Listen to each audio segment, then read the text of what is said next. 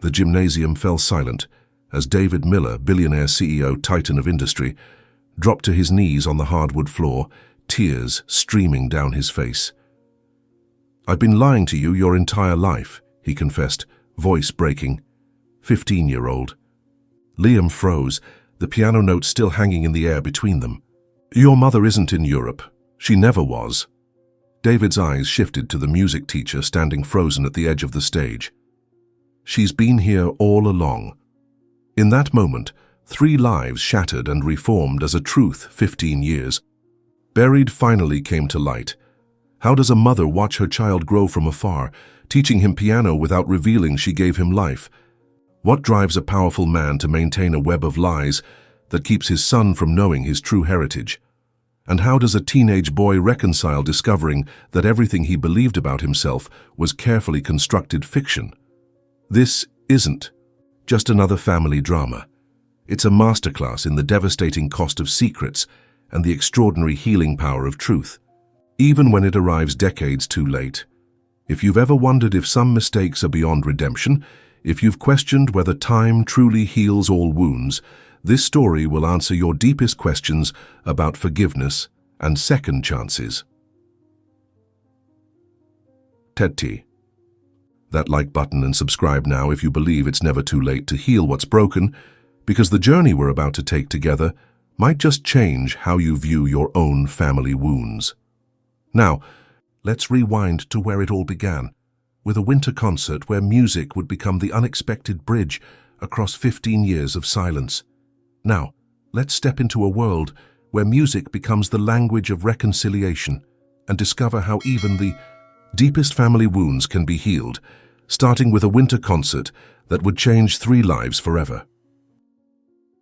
In the gentle afternoon light streaming through stained glass windows, Amara Johnson stands before her community music class.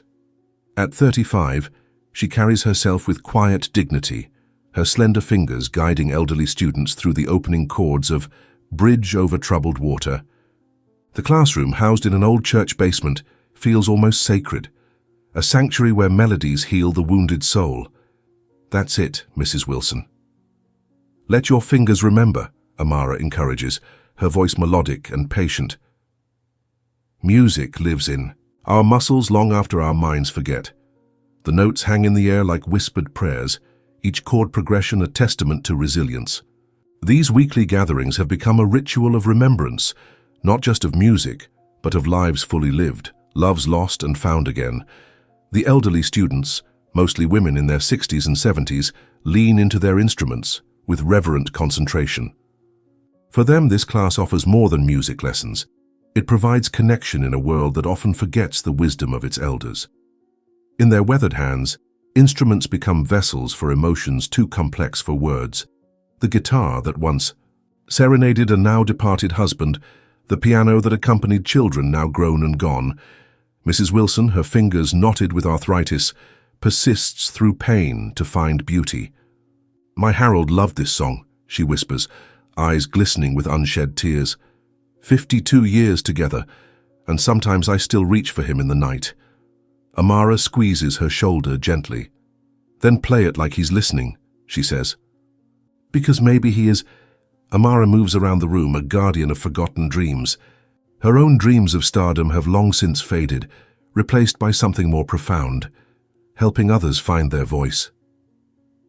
When she reaches for sheet music in her vintage guitar case, a well-worn leather-bound notebook slips partially into view. She quickly tucks it away, but not before one can glimpse yellowed pages filled with handwritten musical notes. That notebook, her constant companion for 15 years, holds melodies never performed on any stage but the theater of her memory. Compositions born of love and loss, with lyrics that tell stories too painful to share aloud. Its binding, cracked from endless openings and closings during sleepless nights, holds secrets like a confessional. "Remember," Amara says, touching her heart. "When words fail, music speaks. It's never too late to let your melody be heard." The room falls silent as her words sink in. For a moment, these women see beyond their teacher to the shadows behind her eyes, hints of a story unspoken but felt in every note she plays. They recognize that look. Many wear it themselves. As her students pack away their instruments, Amara gazes out the window at passing clouds. Her fingers absently trace the outline of the notebook through her guitar case, a habit formed through years of keeping secrets too heavy for words. As the last student shuffles out, the door closes with a gentle click, leaving only Amara and Eleanor Carter, a dignified woman of 65 with silver hair and knowing eyes. Unlike the others, Eleanor lingers, her cello case still unopened. At her feet, "You were miles away today, Amara," Eleanor observes, settling into a chair beside the piano. "The same place you've been going more often lately." Amara smiles faintly, arranging music sheets into neat piles. "Just tired, I guess." Eleanor hums, unconvinced. 20 years of friendship teaches me when you're just tired and when you're carrying something heavier." Outside, the church bells toll 5 o'clock, their resonant tones echoing across the neighborhood. Eleanor watches as Amara's hands pause at the sound, as if the bells have touched a memory too tender to ignore. "Every time I hear those bells," Eleanor says softly, "I remember my wedding day. Richard waiting at the altar, so young, so certain we had forever ahead of us." Her voice carries the particular timbre of widowhood. Love preserved in amber, neither diminished by time nor able to grow beyond the moment of loss. Eleanor's weathered hands cradle a thermos of tea she pours into 2 cups. The familiar ritual brings comfort. The 2 women sit in the kind of silence that only true friends can share, one that asks no questions, yet holds space for answers. "I saw him again yesterday," Amara finally admits. "David's son." Eleanor nods knowingly. "The boy who stands outside listening. He looks so much like his father at that age," Amara whispers. "Sometimes I wonder if David sees it too." A photograph on the piano catches the fading light. Eleanor, decades younger, standing between 2 young men, her son and husband, both now absent from her daily life, one by death and one by choice. "I lost my Richard for 20 years, Eleanor says, her voice carrying the weight of decades. "All because I thought protecting him from the truth about his father was kinder than honesty." She reaches for Amara's hand. The longest distance in the world is the one between keeping a secret and telling the truth. Outside, autumn. Leaves dance across the church courtyard as sunlight plays against stained glass, casting rainbow patterns across the worn wooden floor. The room feels suspended in time, a fragment of the past preserved in the present. "We think time heals all wounds," Eleanor continues, her fingers tightening around Amara's. "But time alone just buries them deeper. It's truth that brings healing, even when it hurts like hell first." Amara stares into her tea, seeing reflections of a past she's never fully escaped. "I made my choice, Eleanor. I chose to protect Liam." "And yourself," Eleanor adds gently. "Sometimes the walls we build to protect others become the prison that traps us." The church organ begins playing faintly upstairs, practice for Sunday's service. The hymn, an old one about forgiveness, seeps through the floorboards like a message from above. "When Richard finally came back," Eleanor says, her voice barely audible above the distant music, "he said he wasn't angry that his father wasn't his biological father. He was angry that I didn't trust him enough to handle the truth." A single tear traces down her lined cheek. 20 years of Christmases, birthdays, grandchildren born, all lost because I thought silence was safer than honesty. The afternoon light shifts, casting longer shadows across the room as the day begins its gentle decline toward evening. "We're all just one conversation away from a completely different life," Eleanor says, rising slowly to her feet. "I just hope you don't wait as long as I did to have yours." 40 miles away, in a sleek downtown office tower where success is measured in acquisitions and market shares, David Miller stands at floor-to-ceiling windows. At 42, he has the polished look of a man who has bent the world to his will, tailored, suit, commanding presence, and eyes that calculate opportunity in every interaction. His corner office gleams with the trappings of power, awards on mahogany shelves, a desk large enough to intimidate visitors, and precisely one family photo in a sterling silver frame. The photo shows David and his son Liam at a corporate gala, both in tuxedos, smiling with identical restraint. What's absent speaks volumes. No mother, no wife, no visible past before success. The late afternoon sun creates a golden halo around David's silhouette as he stands framed against the city skyline. From this height, people below look like pieces on a chessboard, movable, replaceable, distant.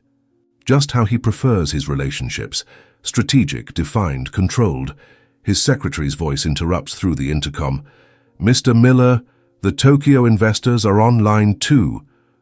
"Tell them I'll call back," David responds, surprising himself. With the dismissal, his gaze has fallen on a cardboard box delivered earlier, archives from the company's 25th anniversary retrospective, an unwelcome intrusion from the past. David's attention drifts to a hidden drawer in his desk, one opened rarely and only when alone. Inside lies an album of vintage vinyl records from the 1980s, relics from a time before spreadsheets and boardrooms. His fingers hover over one cover, a local band playing at long-shuttered clubs before ambition redirected his path. He remembers the weight of a guitar in his hands, the raw vulnerability of performing original songs, the intoxicating freedom of creation without calculation. And her voice, Amara's voice, blending with his in perfect harmony both musically and otherwise. His reverie breaks as his phone rings. It's Liam's school. Again? "No, I can't come in today. Schedule it for next week," David says, his voice shifting to the tone he reserves for obstacles. He needs to understand there are consequences for... He pauses, listening. "Fine, tell him I'll call later." The counselor on the other end mentions Liam's remarkable music composition, suggesting encouragement rather than discipline. David feels an unexpected tightness in his chest, pride battling with fear. Music is what cost him everything before. Music is what she loved more than him, or so he tells himself.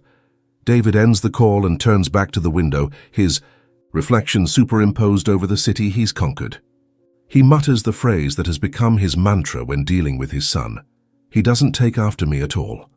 The setting sun casts long shadows across the office floor. For a moment, David sees not the successful CEO he's become, but the ambitious young musician he once was. Full of dreams that had nothing to do with quarterly reports or market capitalizations.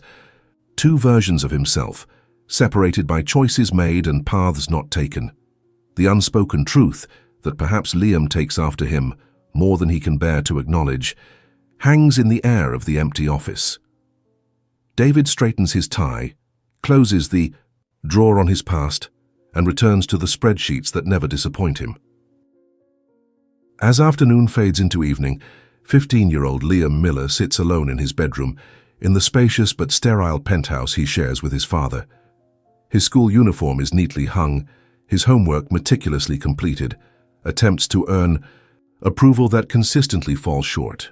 Unlike the minimalist modern decor throughout the rest of the apartment, Liam's room contains carefully curated evidence of searching, vintage concert posters, music theory books, and hidden beneath his bed, a battered guitar rescued from a thrift store. The lamp on his desk casts a warm circle of light that feels like the only genuine warmth in the entire apartment. Within this circle, Liam has created a small shrine to possibilities. Possibilities his father seems determined to extinguish. Tonight, he carefully removes his latest school composition from his backpack, the one that earned him praise from his music teacher, but another summons to the counselor's office. Exceptional emotional depth, his teacher had written. Concerning melancholy, the counselor had countered. On his desk sits a photograph he found while searching through storage boxes. His father, much younger, with long hair and a guitar, playing in some forgotten club. The image seems almost mythological, impossible to reconcile with the stern CEO who now raises him with distant precision. Liam traces the outline of the guitar in the photograph, feeling the strange pull of inherited passion.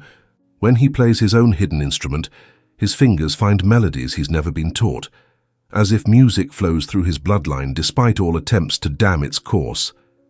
Sometimes he dreams of a woman singing to him, a faceless figure whose voice feels more like home than any place he's ever lived. He wakes from these dreams with melodies in his head and an ache in his chest, as though remembering someone he's never met. The penthouse is filled with expensive things, but empty of personal history. No baby pictures grace the walls, no childhood artwork preserved by loving hands. When Liam once asked about his mother, his father's curt reply, "She's not in the picture anymore," closed the door on that line of questioning forever. Or so his father thought. From his window, Liam can see the spires of the old church where Amara teaches. Twice a week, he stands outside her classroom, drawn by melodies that feel like forgotten lullabies. Something about her music speaks to the empty spaces within him, spaces his father's success cannot fill. During yesterday's reconnaissance, he'd made eye contact with her for the first time. There had been something in her expression, a flash of recognition, perhaps even pain, that made him want to know more. What was it about this stranger that called to him like a beacon across a foggy harbor? Tonight he opens his window, wider, hoping to catch distant piano notes carried on the evening breeze. Instead he hears his father's car pulling into the private garage below. The sounds of his secret life, guitar, composition pages, the photograph, are quickly hidden away. Liam's room transforms in under a minute, evidence of his true self vanishing like morning mist under harsh sun.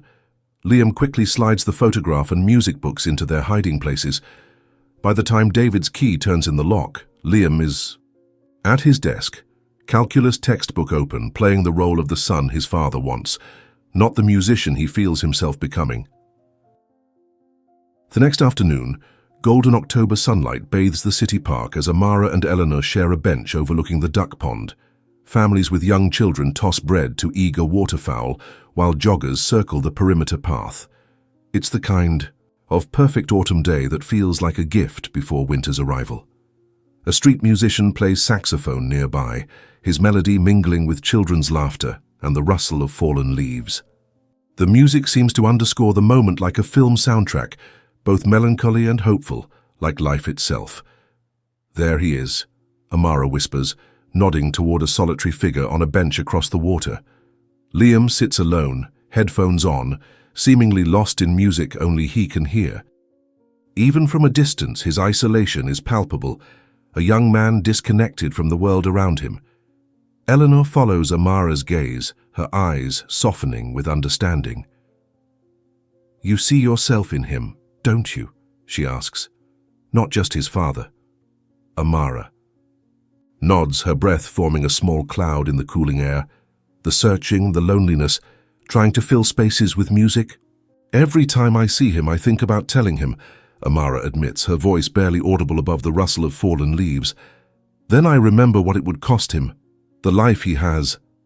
"The life he has," Eleanor repeats thoughtfully, or "the life he thinks he has." She adjusts her scarf against the afternoon breeze. Richard was 19 when he found his birth certificate. He left that same day, said he couldn't trust anyone who'd lied to him his entire life. Her voice catches. 20 years, Amara. 20 years of Christmas cards returned unopened. Eleanor reaches into her purse, removing a small envelope. Inside is a single photograph. A young man with her eyes but a stranger's smile. "This came last month. His wife sent it. Their daughter, my granddaughter, just turned 16. I've missed her entire life." Her voice breaks on the last word, each syllable weighted with regret. A mother and daughter walk past, laughing together, their easy affection a stark contrast to the fractured relationships being discussed on the bench. "Did you ever regret telling him the truth?" Amara asks. Eleanor shakes her head slowly. "I regret waiting until he found out on his own. If I'd been brave enough to tell him myself." She lets the sentence hang unfinished. An elderly couple walks hand in hand along the path, their synchronized gait evidence of decades moving through life together. Both women watch them pass, witnessing a journey neither has completed, the long arc of love sustained through time. Across the pond, Liam removes his headphones and stares at the water, a mirror image of Amara in posture and contemplation. He's at that age, Eleanor observes, searching for his place, his identity. David never sees it, Amara says. How much Liam struggles, how much he needs "A father," Eleanor supplies. "Or the truth." "Both," Amara whispers. The saxophone player switches to "What a Wonderful World," the familiar melody carrying across the water. A young couple stops to listen, leaning into each other with the easy intimacy of new love, unaware of how precious such moments will seem in retrospect. As if sensing their gaze, Liam looks up. For a moment across the distance, his eyes meet Amara's. There's no recognition, no acknowledgement, just the briefest connection between strangers who share more than either realizes. "Yesterday in class," Amara says, her voice trembling slightly, "he was standing outside the window. When I looked at him, I saw recognition, like something in him knows Eleanor, like his soul remembers what his mind never knew." Eleanor takes Amara's trembling hand. "How long will you keep this secret, Amara? I've seen what buried truths can do. They don't dissolve with time, they ferment." The sun begins its descent, casting long shadows across the park. As Liam gathers his things to leave, Amara watches him, the son who doesn't know he's hers, walking away as he has countless times before. "What terrifies me most," Amara confesses, "isn't telling the truth. It's that one day it might be too late for the truth to matter anymore." Above them, a formation of geese flies southward, their mournful calls echoing over the park, nature's. Reminder that some journeys can't be postponed indefinitely. The season is changing. Time waits for no one. The following Tuesday afternoon found Liam hovering at the church entrance, his school backpack clutched like a shield. Inside, Amara's music class was just ending, the familiar strains of piano and voices blended with afternoon light filtering. Through stained glass windows, a moment suspended in amber, Eleanor was the first to spot him, nudging Amara gently. "Your shadow has become corporeal," she whispered. When Amara turned, her breath caught. After months of watching from a distance, Liam stood in the doorway, shifting his weight from one foot to another. Their eyes met, and for a moment, neither moved. "Can I help you?" Amara managed, her voice steadier than her hands. Liam stepped forward, his expression a careful study in neutrality that reminded her painfully of David. "I was wondering if—" He paused, summoning courage. "If I could join your class—" The request hung in the air between them. Around them, elderly students gathered their belongings, casting curious glances at the newcomer. "It's for seniors," Mrs. Wilson offered helpfully. "I don't mean this class," Liam clarified. "I heard you teach piano to younger students too." Eleanor, recognizing the gravity of the moment, shepherded the other students toward the door. "Ladies, let's give them a moment," she murmured, though her eyes remained fixed on Amara with quiet intensity. When they were alone, Amara gestured toward the piano bench. "I'd need to hear you play first."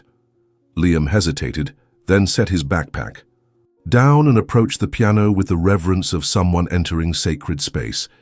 His fingers hovered above the keys, trembling slightly. "I've never had formal lessons," he admitted. "My father he doesn't know I play." The confession squeezed Amara's heart.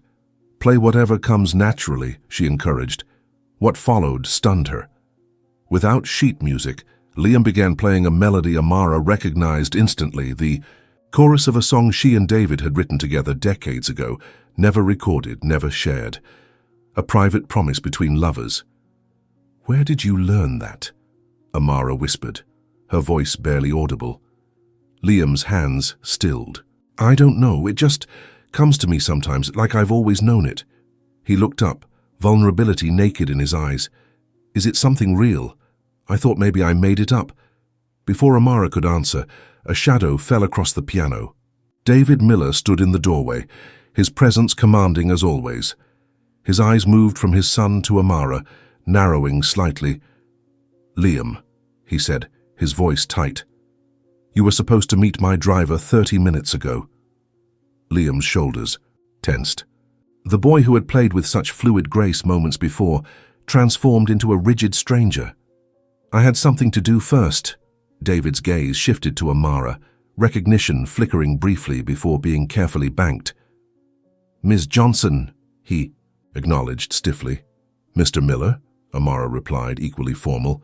The weight of 15 years of silence stretched between them like a chasm. "I want to take piano lessons," Liam announced, his adolescent defiance threaded with desperation. "From Miss Johnson." David's jaw tightened. "We've discussed this, Liam. Your academic schedule is perfect," Liam interrupted. "I have straight A's. I'm 3 chapters ahead in calculus. What more do you want from me?" The question hung in the air, layered with meanings neither father nor son fully comprehended. David's expression hardened, and Amara recognized the same defensive retreat she'd witnessed years ago when emotions threatened to breach his carefully constructed walls. "This isn't the place for this discussion," David said firmly. "We'll talk at home." What happened next surprised even Amara. Eleanor stepped back into the room, her silver hair catching the late afternoon light, her presence somehow both gentle and formidable. "Mr. Miller," she said, extending her hand. "I'm Eleanor Carter, Amara's colleague. We haven't met, but I feel I know you through your son's remarkable talents." She smiled, disarming in her directness. "You must be very proud of him." David hesitated, then shook her hand. "Of course I am." "Then surely you understand that exceptional minds need creative outlets," Eleanor continued smoothly. "Music isn't just recreation. It's mathematics, physics, emotional intelligence, all woven together." She placed a hand on Liam's shoulder. "Your son has a rare gift. It would be a shame not to nurture it." In the moment's brief silence, worlds collided, past and present, truths and secrets, 3 generations caught in a web of unspoken words. As David weighed his response, Amara realized with sudden clarity that Eleanor had orchestrated this confrontation with the precision of a master conductor. The first movement in a symphony of revelations had begun. That evening, alone in her modest apartment, Amara sat cross-legged on her living room floor, surrounded by ghosts made tangible. The worn cardboard box before her, labeled simply "Before," hadn't been opened in years. Now its contents lay scattered around her like autumn leaves, concert flyers from small clubs long closed, Polaroid photographs with colors fading to sepia, cassette tapes with handwritten labels, and a bundle of letters tied with faded blue ribbon. The confrontation with David had shaken loose memories she'd carefully packed away.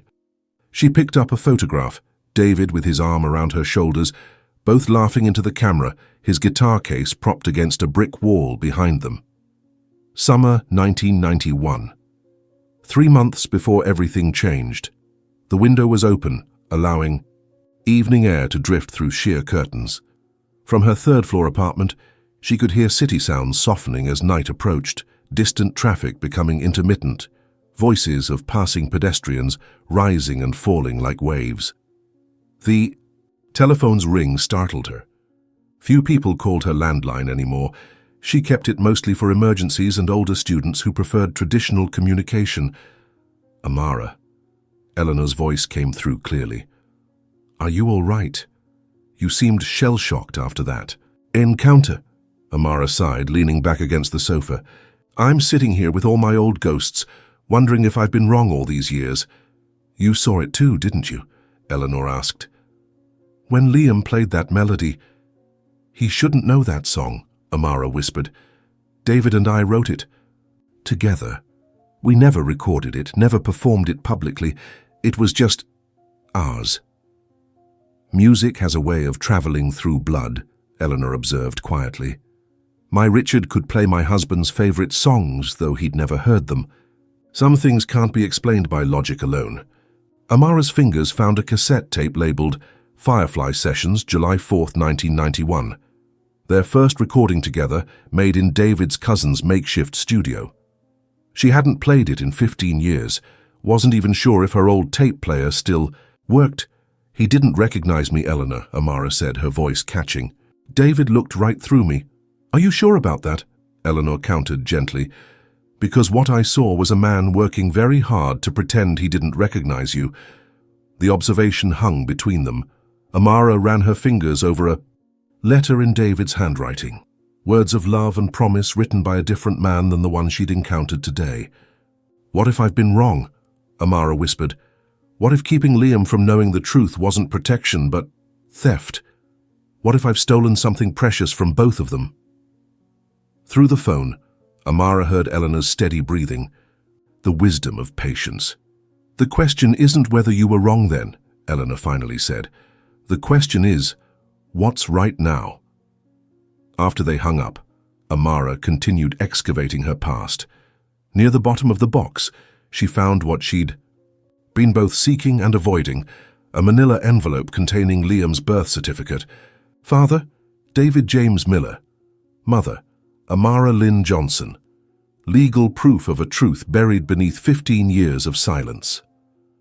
Outside, a street musician began playing guitar, the melody drifting up to her window, a Bob Dylan song about changing times. Amara closed her eyes, remembering David playing that same song for her on a blanket in the park, his voice blending with hers as twilight gathered around them. She placed the birth certificate on top of the scattered memorabilia and reached for her notebook, the one containing songs never performed. On a fresh page, she began writing, not music this time, but the first draft of a letter she wasn't sure she'd ever deliver. "Dear David," it began, "there are things about our son you need to know." The words flowed now, 15 years of silence breaking like a dam, truth rushing forward with unstoppable momentum.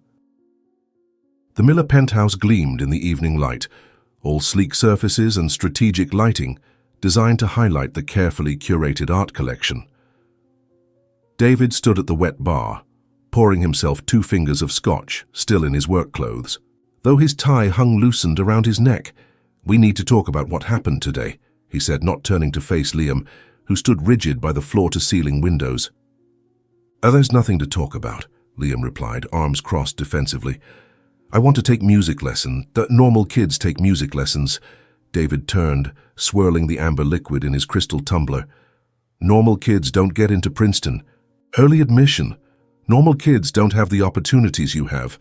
Opportunities I never asked for." Liam's voice held the particular mixture of anger and hurt that seemed the native tongue of adolescence. David took a measured sip of his drink, buying time. How had they reached this impasse? When had his son become this stranger with familiar, more troubling? When had he started seeing Amara's expressions on his son's face? "Your mother was a pianist," David said suddenly, surprising himself with the admission. Liam's head snapped up, eyes widening. They never spoke of her, an absence so complete it had its own presence in their lives. She was... Liam's voice softened, hunger for information overriding anger. David nodded, memories surfacing that he'd suppressed for years. Not entirely true, of course. Susan had played casually, nothing like Amara's natural talent. But Susan was the mother Liam knew about, his father's ex-wife who had surrendered custody during the divorce, vanishing to Europe with her new husband. A convenient fiction maintained for 15 years. "Is that why you hate music so much?" Liam asked, his perception cutting too close to truth. "Because it reminds you of her..." David set his glass down with deliberate care. "I don't hate music, Liam. I just know its limitations." "You mean your limitations?" Liam shot back. "I found that old photo of you with the guitar. You used to play too." David felt his control slipping.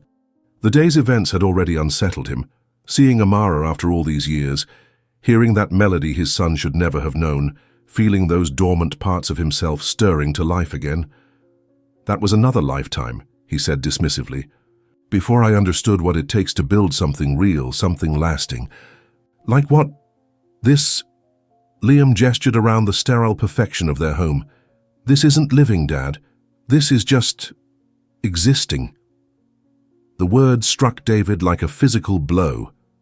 He recognized them, a shadow of what Amara had said, the night they'd broken up, when he'd chosen his family's expectations over her and their unborn child. A child he hadn't known about until years later, when Susan had flung the rumor at him during their divorce that his musician girlfriend had been pregnant when he'd left her. He'd investigated discreetly, found that Amara had indeed had a child near when she would have delivered his baby, but the trail went cold there. No father listed on public records he could access. He'd told himself it was coincidence, or if not, that she'd moved on quickly.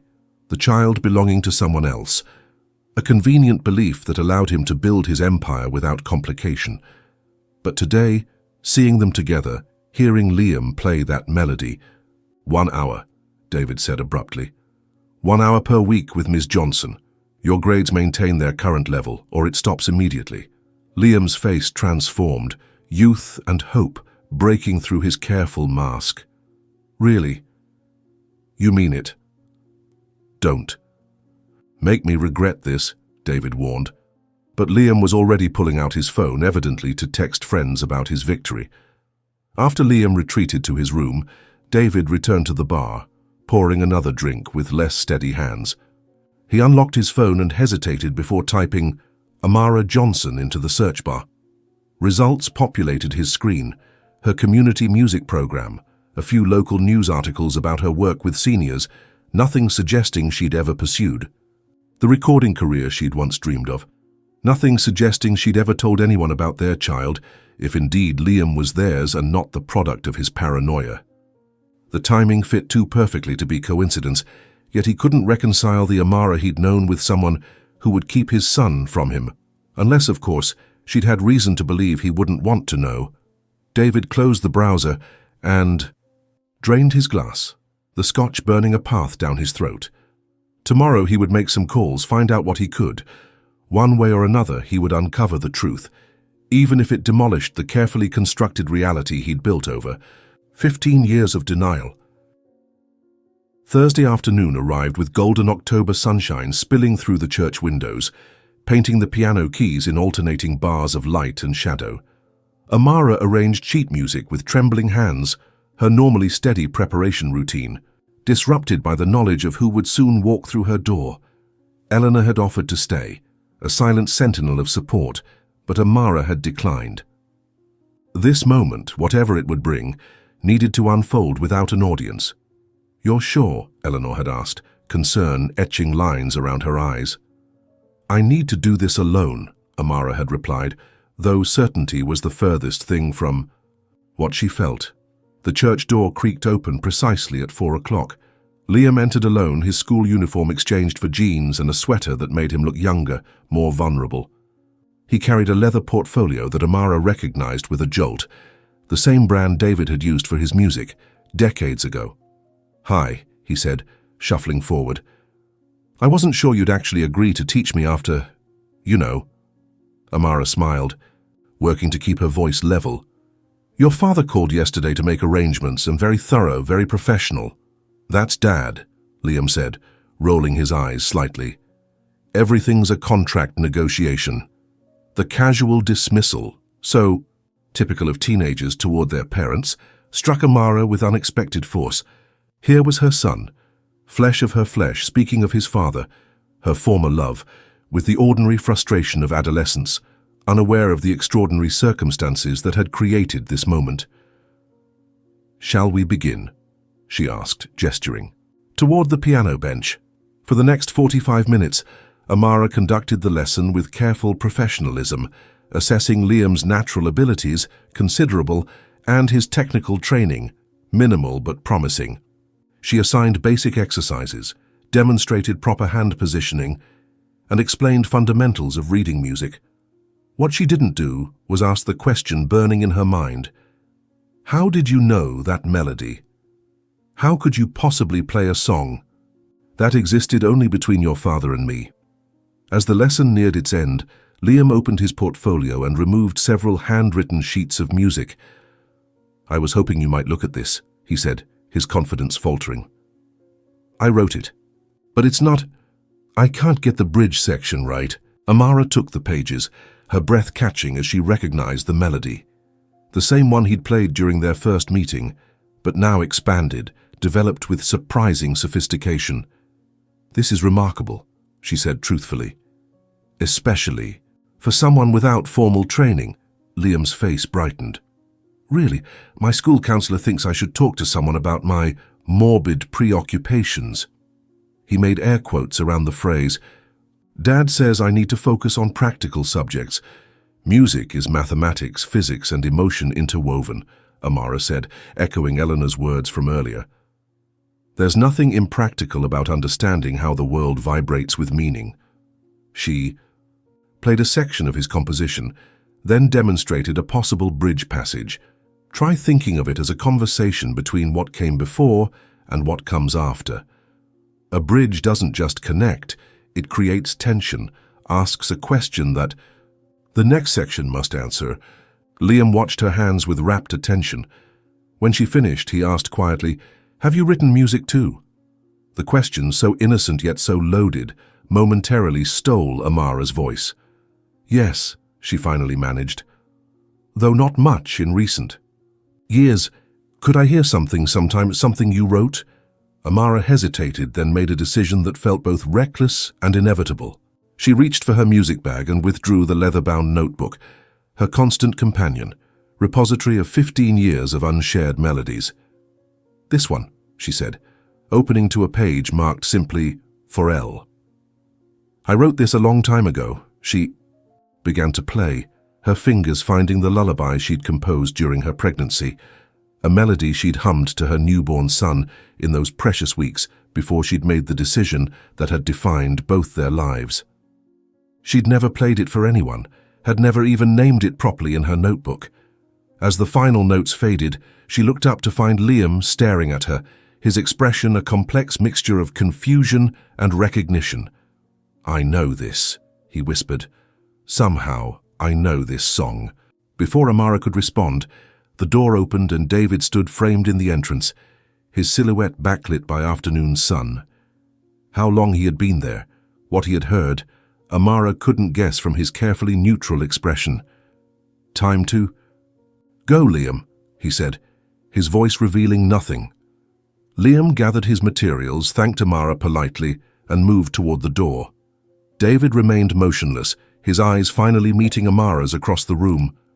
For one unguarded moment, she saw the question in them, the same question that had haunted her for 15 years. What have we done to each other? Then the moment passed. David nodded formally, turned, and followed his son, their son, into the bright October afternoon, leaving Amara alone with the lingering notes of a lullaby finally played for its intended audience. The following morning found David sequestered in his private office at Miller Enterprises, the door locked, an unusual precaution that had raised eyebrows among his staff. On his desk lay a thin folder delivered by a private investigator he'd contacted after the unsettling piano lesson. For several minutes he simply stared at the closed folder, reluctant to confront its contents. Outside his window, the city sprawled below, people moving through their ordinary lives, unaware that in this moment, a man's carefully constructed reality stood on the precipice of collapse. Finally, David opened the folder. Inside were photocopies of documents, the first being Liam's complete birth certificate, not the abbreviated version he'd seen during the adoption process with Susan, but the full record listing Amara Johnson as mother and, unmistakably, David James Miller as father. His hands trembled as he set the paper down. No denial possible now. The timing, the melody Liam somehow knew, the familiar expressions he'd glimpsed on his son's face, all confirmed by this official document he'd never been meant to see. Next came medical records from Liam's birth. A healthy baby boy, 7 pounds 4 ounces, born at 3:17 a.m. on May 12, 1992. Precisely when his child with Amara would have been born, had he known she was pregnant when he'd walked away. The investigator had also included newspaper clippings from that period, a small feature on local musicians in which Amara was noticeably absent from her regular performing circuit during the months corresponding to late pregnancy, a birth announcement submitted anonymously to the community section, listing only Amara and baby Liam, both doing well. David closed the folder, his mind racing. All those years ago, he'd made what seemed the rational choice, following his family's expectations, pursuing the business career mapped out for him since childhood, leaving behind music and Amara as youthful indulgences. He'd believed he was being responsible, mature. He'd never known about the baby. Or had he simply chosen not to know?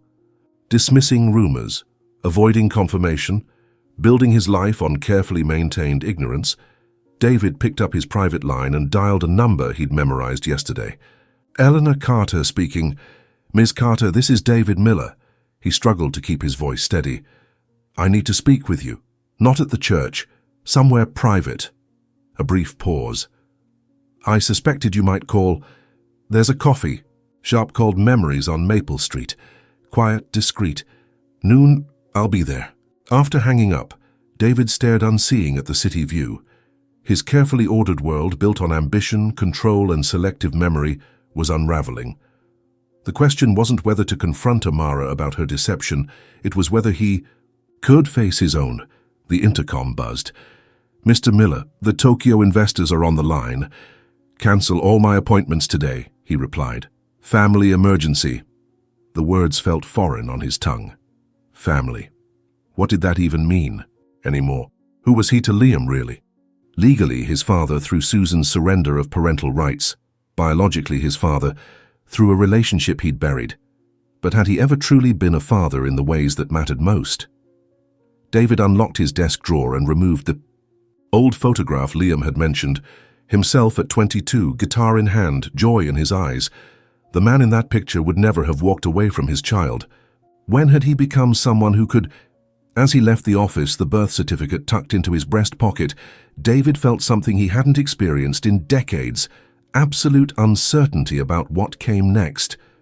For a man who had built an empire on calculated decisions, the sensation was both terrifying and strangely exhilarating, like the first chords of a song not yet written. Memories Cafe lived up to its name, a haven of nostalgia with vintage album covers adorning the walls, and music from decades past playing softly through hidden speakers. Eleanor had chosen a corner booth, partially screened by a tall bookshelf, filled with dog-eared paperbacks, novels well loved by generations of readers. She watched David Miller enter precisely at noon, his corporate armor, expensive suit, authoritative posture, somehow diminished by the uncertainty in his eyes. He scanned the cafe, spotting her with a flicker of recognition. "Miss Carter," he said, sliding into the booth across from her. "Thank you for meeting me." "Eleanor, please," she replied, pushing a ceramic mug toward him. "I took the liberty of ordering you black coffee.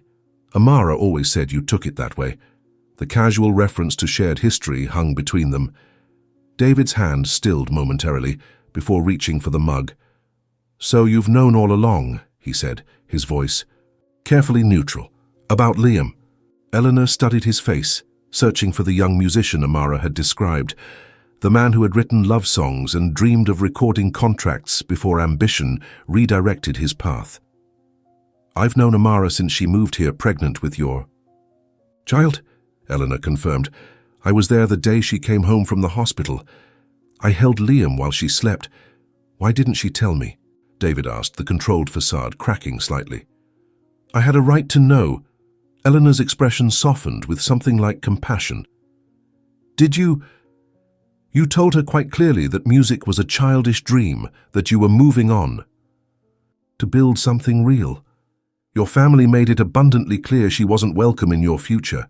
David flinched. "That doesn't excuse keeping my son from me for 15 years.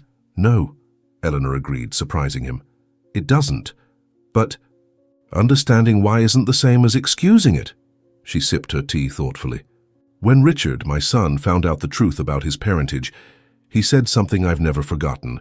The worst part isn't discovering who I am, but realizing who everyone chose not to let me be." Outside the cafe window, a group of school children passed, their carefree laughter a poignant counterpoint to the weight of absences being discussed inside.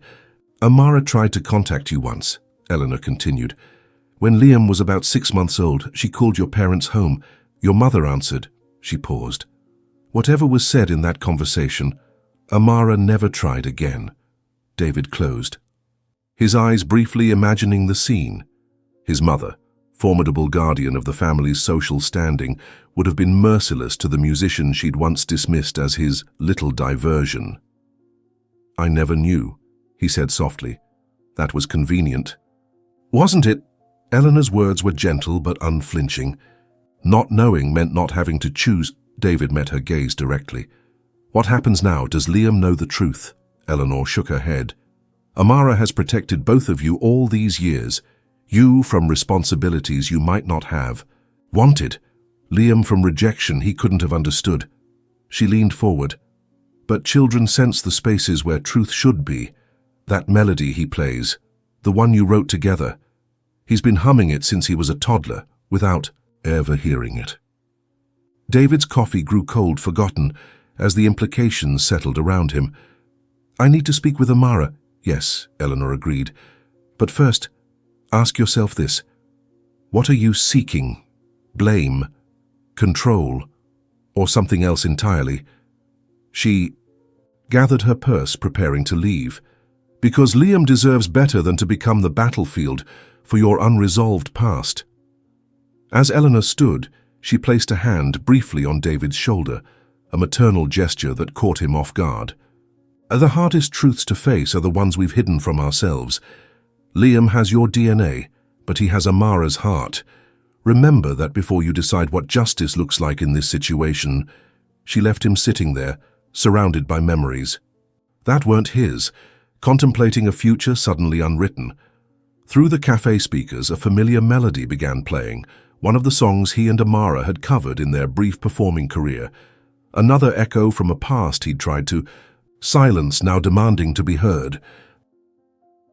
The church was empty when Amara arrived that evening, the silence a welcome respite after a day of teaching. She often came here after hours, the sanctuary's perfect acoustics allowing her music to soar unrestrained. Tonight, however, she hadn't come to play but to think, to find clarity in the sacred stillness. She sat in a pew near the front, her leather notebook open on her lap, the half-finished letter to David visible in the dim light. She'd been revising it for days, writing and rewriting, unable to find words adequate for 15 years of unspoken truths. Dear David, it began, there are things about our son you need to know. But where to go from there? How to explain? Choices made in the crucible of youth and fear. How to justify decisions that, with each passing year, had become simultaneously more difficult to maintain and more impossible to undo. The church door opened, a draft of cool evening air announcing someone's arrival. Amara turned, expecting the janitor or perhaps Eleanor. Instead, Liam stood in the center aisle, still in his school uniform, his expression troubled in a way that squeezed her heart. Liam, she said, quickly closing her notebook. Is everything all right? We don't have a lesson scheduled tonight. He walked toward her, dropping his backpack on a pew before sitting beside her, close but not touching the careful distance of uncertainty. I can't stop thinking about that song you played, he said without preamble. The one you said you wrote a long time ago. Amara's mouth went dry. What about it? It's the song from my dreams. Liam looked at her directly, his eyes, David's eyes, searching her face. I've dreamed about it my whole life. Someone singing it to me, in the dark. The air between them seemed to still, charged with unspoken recognition. Amara fought the urge to reach for him, to bridge the 15-year chasm in one maternal embrace. Music has a way of connecting us across time, she said carefully. Melodies can feel familiar, even when we're hearing them for the first time. Liam shook his head, not accepting the evasion. There's something else. I went through Dad's things yesterday while he was at work. I found this. He reached into his backpack and withdrew a worn manila envelope. From it, he produced a photograph. David and Amara together, young and in love. The same photograph she'd held just days ago while excavating her past. This is you, Liam said. Not a question, but a statement. With my father. Amara's heart thundered in her chest. Yes, she admitted softly. A very long time ago. You knew each other. Before... His voice held the particular intensity of adolescence discovering adult complexities. Why didn't either of you say anything? The moment stretched between them, the precipice between truth and continued silence. Amara looked at this boy, almost a man, her son in every way that mattered. She thought of Eleanor's words about secrets fermenting rather than dissolving, about truths that eventually find their way to light. Your father and I were together many years ago, she began carefully. Before he married, before you were born, we were very different people then." "Did you love him?" Liam asked, the question disarmingly direct. "Yes," Amara answered. "Honestly, very much." "And did he love you?" A more complicated question. "I believe he did, in his way. But sometimes love isn't enough when people want different futures." Liam absorbed this, his expression thoughtful. "Is that why the melody feels like it's mine? Because it's from when you were together?" Amara felt the weight of her notebook, the unfinished letter burning against her thigh. "In a manner of speaking," she said, the partial truth sitting uncomfortably on her tongue. Liam seemed about to ask something else when the church door opened again. This time it was David who entered, his face tightening when he saw them sitting together. "Liam," he called, his voice echoing in the vaulted space. "I've been looking for you." The boy stood, collecting his backpack but leaving the photograph. On the pew between himself and Amara, a bridge across time, an evidence of connection too significant to deny. "We need to talk, Dad," Liam said with newfound determination. "All of us." With those words hanging in the air, the sanctuary's hush seemed to deepen, as if the very space were holding its breath in anticipation of truths too long unspoken. The time for secrets was ending, as inevitably as night follows day.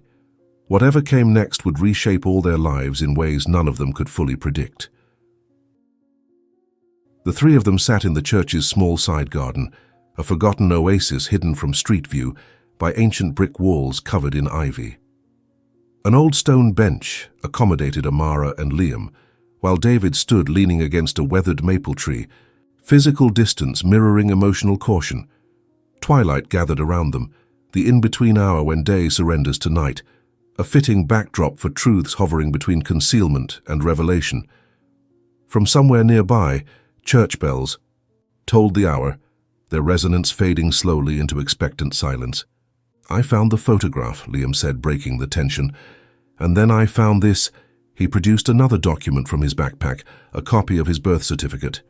The complete version, not the amended one created after Susan's adoption, of him as an infant. Amara's heart sank as she recognized it, wondering how far Liam's investigation had taken him, how much he had already pieced together. David's eyes met hers across the garden, a silent question that needed no voice. "How did he get this?" "Where did you find that?" Amara asked gently. "Dad's office, after I found your picture together." Liam looked between them, his expression a mixture of hurt, anger, and desperate need for understanding. "It says Mother, Amara Johnson." "Father, David Miller." His voice cracked slightly. "Why would it say that unless—" The unfinished question hung in the air. David pushed away from the tree and took a step forward, then stopped, uncertain of his place in this fragile moment. "Liam," he began, "there are things we should have told you long ago. Liam's voice sharpened with sudden comprehension. "So you knew, all this time you knew she was my real mother?" David's face tightened with regret. "No. I only confirmed it recently. Yesterday, in fact." Liam turned to Amara, betrayal etched in his features. "And you've been my mother all along and you never said anything, even when I started coming to your class, standing outside your window." Amara reached for him instinctively, her hand stopping short of touching him when he flinched away. "It's complicated, Liam. When you were born, complicated." Liam stood abruptly, adolescent fury breaking through his usual reserve. "My whole life is a lie, and that's all you can say. It's complicated." "Your life isn't a lie," David interjected, moving closer. "You are my son. That has always been true." "But not the whole truth," Liam countered, his voice breaking. "Mum, Susan, isn't my mother at all, is she? She's not even in Europe with her new husband." "That's just what you told me." The garden fell silent as this new revelation settled. Between them, birds called to each other as they settled for the night, oblivious to the human drama unfolding below. "Susan and I agreed it would be easier for you," David said quietly. After the divorce, she wasn't prepared for the responsibilities of parenthood. Liam laughed bitterly. So my mother didn't want me, and my real mother gave me away. That's just great. The cruelty of youth, born from pain rather than malice, struck Amara like a physical blow. I never gave you away, Liam, not the way you think. She reached for her notebook, withdrawing a pressed flower, a forget-me-not preserved between its pages for 15 years. I held you every day for the first 6 weeks of your life. I sang that lullaby to you each night. Her voice trembled, but held firm. And then I made the hardest choice any mother could make. Something in her tone reached through Liam's anger. He sat again, the flower drawing his attention. What choice? The choice to give you a stable home. Opportunities I couldn't provide, and a father who... She glanced at David, measuring her words. A father who could give you the world? But why didn't you tell me? Liam asked, the question directed at both of them. David moved at last, sitting on Liam's other side, the three of them forming a tenuous triangle of connection. When you were little, we thought you were too young to understand. As you got older, it became harder to find the right moment. The truth calcified into secret. And now? Liam asked, looking directly at his father. Now we're here, David replied simply. No more secrets. Amara watched the resemblance between father and son, more pronounced in this moment of shared vulnerability than she'd ever seen before. Two variations of the same theme, separated by time and choice. What happens now? Liam asked, the question exposing the child still present beneath his adolescent facade. Do I have to choose between you? No, Amara said firmly. At the exact moment David said, never, their synchronized response hung in the twilight air. For the first time, a flicker of hope crossed Liam's face, the possibility that this revelation might add to his life rather than diminish it. I think, David said slowly, that we have a lot to figure out. All three of us, together. As darkness settled fully around them, a distant church bell tolled once more, marking not an hour but perhaps the closing of one chapter and the beginning of another. The three sat in silence, not touching but connected by truth finally spoken, by blood finally acknowledged, by possibilities not yet defined but suddenly, irrevocably real. The point of no return had been crossed. What lay ahead was uncharted territory, but they would navigate it together, no longer separated by secrets too heavy to bear alone. The church basement felt smaller somehow, its walls seeming to draw closer as the three of them gathered in what had been transformed from a simple music classroom to the stage for life-altering revelations. Outside, rain tapped against stained glass windows, nature's gentle percussion accompanying the human drama unfolding within. Amara stood near the piano, her fingers instinctively seeking its solid presence for support. Across from her, David maintained a careful distance, his corporate armor, expensive suit, authoritative stance, somehow diminished by the uncertainty in his eyes. Between them sat Liam, looking younger than his 15 years, shoulders hunched as if preparing for a blow. Eleanor, silver hair gleaming in the soft light, positioned herself slightly behind Amara, close enough to offer strength, but not so near as to intrude. Her weathered hand found Amara's, squeezing gently, a silent transmission of courage from one woman who had faced similar trials to another about to walk through fire. I think, Eleanor said, breaking the tense silence, that you all have waited long enough for honesty. Sometimes the only way through pain is directly forward. David cleared his throat. Liam, there are things about your past, about your mother, that we should have told you long ago. Which mother? Liam asked, the question sharp-edged with adolescent pain. The one who supposedly couldn't handle motherhood and left for Europe, or the one standing right here who gave me away? Amara flinched, the accusation landing like a physical blow. Eleanor's grip tightened on her hand, and she drew a steadying breath, forcing herself to meet Liam's wounded gaze. His eyes, so like David's in shape yet with her own intensity, demanded answers no matter how painful. The truth is complicated, David began, But Eleanor shook her head slightly. "No more shields," she said quietly. "No more half-truths. Disguised as protection."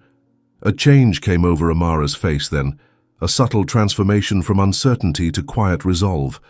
Those who knew her well might have recognized it as the expression she wore before performing, when stage fright gave way to determination. Eleanor nodded almost imperceptibly, a silent affirmation. 15 years ago, Amara began, her voice soft but steady. "Your father and I were together. We were young, in love, making music and dreaming of a future. When I discovered I was pregnant with you, everything changed." David shifted uncomfortably but remained silent, allowing her to continue. "Your father had just received an offer from his family's company, an opportunity that would set him on the path to everything he has now.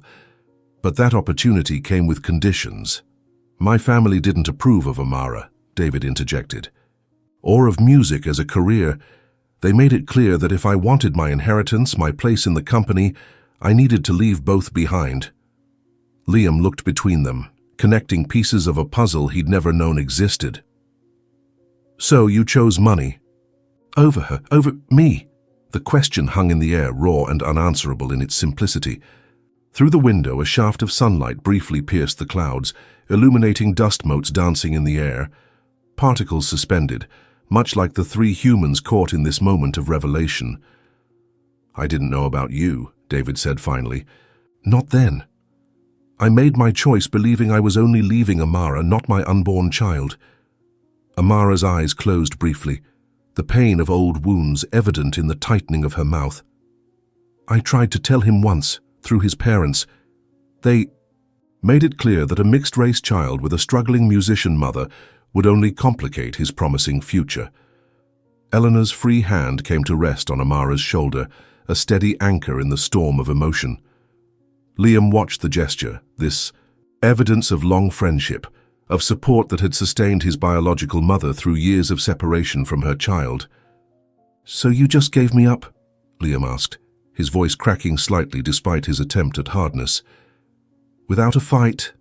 Amara met his gaze directly, her own eyes swimming with unshed tears.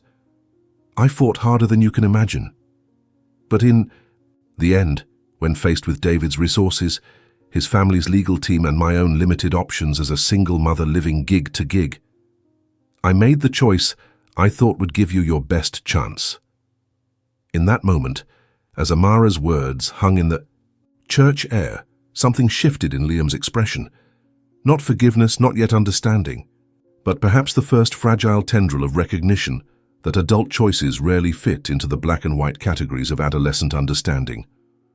Outside, the rain intensified, its rhythm against the windows like a heartbeat, persistent, alive, demanding acknowledgement, just as the truth so long submerged now demanded its moment in the light. "I don't understand," Liam said, breaking the heavy silence that had fallen after Amara's explanation. "If you're my mother, then who is Susan? The woman Dad always told me was my mother." David ran a hand through his hair, a gesture of discomfort Amara recognized from their youth. Some things remained unchanged, even as everything else transformed. "Susan was my wife," David explained. "We married shortly after I took the position with my family's company, a suitable match according to my parents." His voice held no bitterness, merely resignation. "When you were about 2 years old, our marriage was already failing.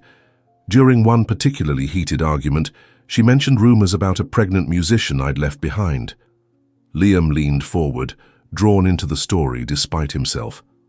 "So, you knew then about me?" David shook his head. "I suspected. I hired someone to look into it discreetly. They confirmed Amara had given birth to a son around the time my child would have been born, but the records they accessed showed no father listed." He glanced at Amara. "I convinced myself it was coincidence, that Amara had moved on, that the child was someone else's." "A convenient belief," Eleanor observed quietly from her position behind Amara. "One that allowed life to continue, undisturbed. Until Susan and I divorced," David continued. "During the proceedings, she obtained more complete records, out of spite perhaps or curiosity. She discovered that you were in fact my biological son with Amara." Amara stepped forward then, her voice stronger. Instead of a straightforward custody battle between David and me, suddenly there were three parties involved. Your father, who had resources and stability, me, who had neither, and Susan, who had been raising you as her own, not knowing your true parentage. Susan wasn't maternal by nature, David admitted, but she was proud. The idea that people might think she'd abandoned her child was unacceptable to her, so we struck a deal. He met Liam's eyes directly. She would surrender all parental rights, making it simpler for me to establish full custody, if we maintained the fiction that she was your biological mother, who simply couldn't handle motherhood, rather than a woman who'd unknowingly raised another woman's child. The complexity of adult compromises, of pride and legalities, and the messiness of human relationships washed over Liam's face. "And you?" he asked, turning to Amara. "You agreed to this, to pretending you weren't my mother at all." "Liam, you weren't even 3 years old," Amara said, pain evident in every word. "You'd known only Susan and David as your parents. My choice was between fighting a years-long legal battle that would have confused and traumatized you, or stepping aside with the understanding that someday, when you were old enough to understand, you would be told the truth." "But that day never came," Liam said, the accusation clear. "No," David acknowledged. "It didn't. Each year made it harder to find the right moment, to know how to explain choices that seemed increasingly indefensible with time." Amara moved to the piano, her fingers finding keys without conscious thought, playing softly, the beginning notes of the lullaby she'd written for Liam before his birth. The melody filled the room, a tangible reminder of connections that transcended time and separation. "I never stopped loving you," Amara said, her voice blending with the music. "Every birthday, every Christmas, every ordinary Tuesday. I thought about you, wondered who you were becoming, whether you had music in your life. How you could have contacted me," Liam said, but with less conviction now. "You could have been part of my life somehow." David shook his head. The custody agreement included strict limitations on contact. If Amara had violated those terms, she would have risked losing even the minimal legal connection she maintained. As the truth of their intertwined past filled the room, Eleanor moved forward, addressing Liam directly for the first time. "When my son discovered a similar truth, that the man who raised him wasn't his biological father, he left home and didn't speak to me for 20 years. Her voice held the particular timbre of hard-won wisdom. He couldn't see that imperfect. Choices made from love were still made from love. Liam absorbed this, his expression troubled but thoughtful. "I just don't understand why adults make everything so complicated. Why all the lies? Why couldn't we just have been, I don't know, some kind of family? Different maybe, but honest." The question, so simple, so devastating in its clarity, hung in the air between them. Outside, the rain had stopped, sunlight breaking through clouds to cast rainbow patterns through stained glass onto the worn wooden floor. Nature's reminder that even storms eventually pass, leaving possibility in their wake. "You're right," David said finally, the admission clearly difficult for a man accustomed to being right. "We should have found a way forward based on truth, not convenience or pride or fear." He looked at Amara, something like regret crossing his features. "We both failed you in that way, though for what we believed were good reasons at the time." Amara's hands stilled on the piano keys. "When you become a parent, you discover there's no manual, no clear path. You make the best decisions you can with the information and resources you have, hoping against hope that your child will someday understand, even if they can't forgive." Her words hung in the air, a bridge extended across 15 years of absence, not demanding passage, merely offering possibility. The choice to cross or not would be Liam's alone. The silence that followed Amara's words stretched between them, taut with possibility and peril. Liam stood abruptly, emotion overcoming his usual self-control. "This is insane," he said, pacing the small space. "My whole life has been a lie. The mother I thought abandoned me never existed. My real mother gave me away. My father has been lying to me since I could understand words." His voice rose with each sentence, adolescent hurt sharpening his tone. "And you all act like This is some normal family reunion, like we're just catching up on lost time. David moved toward his son, but Liam stepped back, hands raised defensively. Don't. Just don't. The rejection hit David visibly, his confident posture faltering for perhaps the first time in Liam's memory. In that moment, the powerful CEO was simply a father facing his child's pain, with no corporate strategies to navigate this most personal of crises. Eleanor had retreated slightly, giving the three primary players space, but now she stepped forward again. Liam, your anger is absolutely justified. No one here expects you to simply accept all this and move forward as if nothing happened. Good, because that's not happening. Liam replied, but something in Eleanor's steady gaze seemed to reach him, tempering his fury slightly. When my son Richard found out the truth about his parentage, Eleanor continued, he said something I've never forgotten. The worst part isn't discovering who I am, but realizing who everyone chose not to let me be. Liam stilled, absorbing. That's exactly it. And he was right to feel that way, Eleanor acknowledged. Just as you're right to feel betrayed, angry, confused, all of it. Those feelings are real and valid. From her position near the piano, Amara watched this exchange with a mixture of gratitude and awe. Eleanor, having walked this path before, was offering Liam something neither she nor David could: understanding from outside the immediate conflict, wisdom from the long view of similar pain survived. I don't even know who I am anymore, Liam said, vulnerability breaking through anger momentarily. His gaze shifted to the old guitar case in the corner of the room, the instrument he'd been secretly learning to play against his father's wishes. All those times you criticized music, said it was impractical, a waste of time. He looked at David accusingly. You were a musician yourself. You played. You wrote songs with her. David flinched. I was trying to protect you. From what? Liam demanded. From being like you or from being like her? The question hit with precision, exposing the unspoken fear that had guided many of David's parenting choices. That music might claim his son as it had nearly claimed him, that passion might override practicality, that Liam might choose a path with no guaranteed success. Maybe both, David admitted after a long moment, the honesty clearly costing him.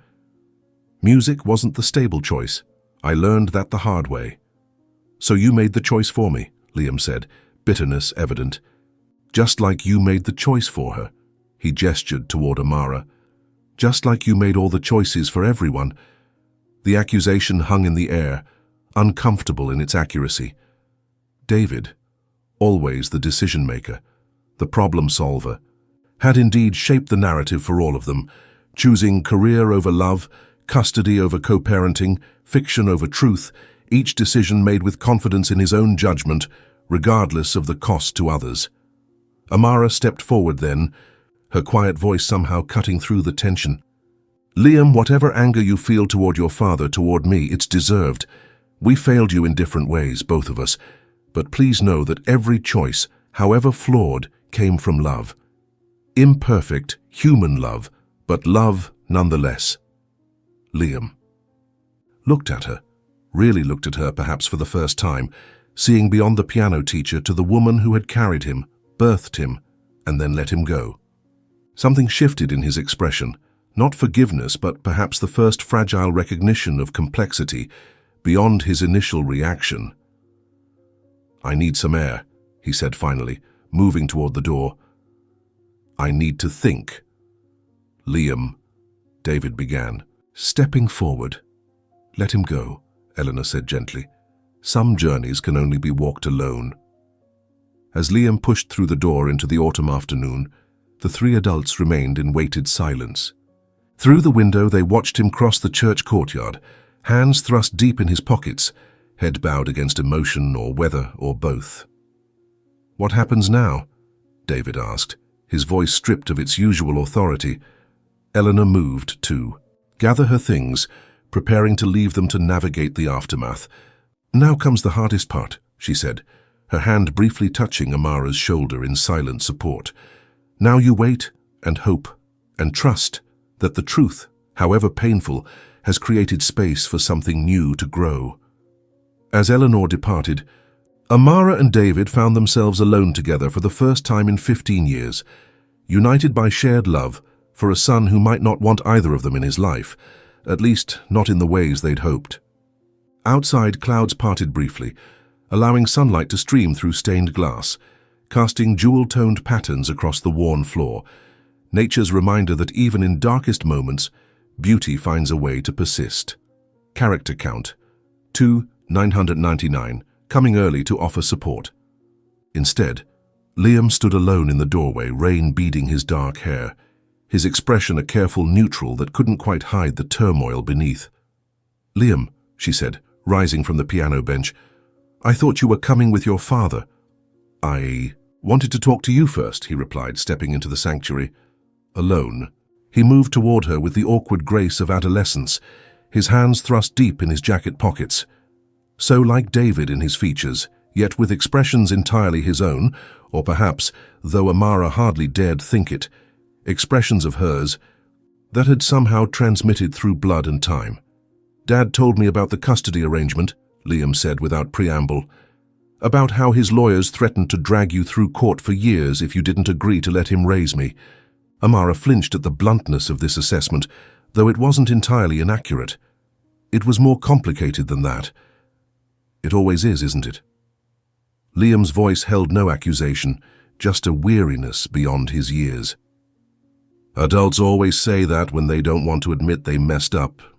Rain tapped against stained glass windows, creating shifting patterns of light and shadow across the worn wooden floor.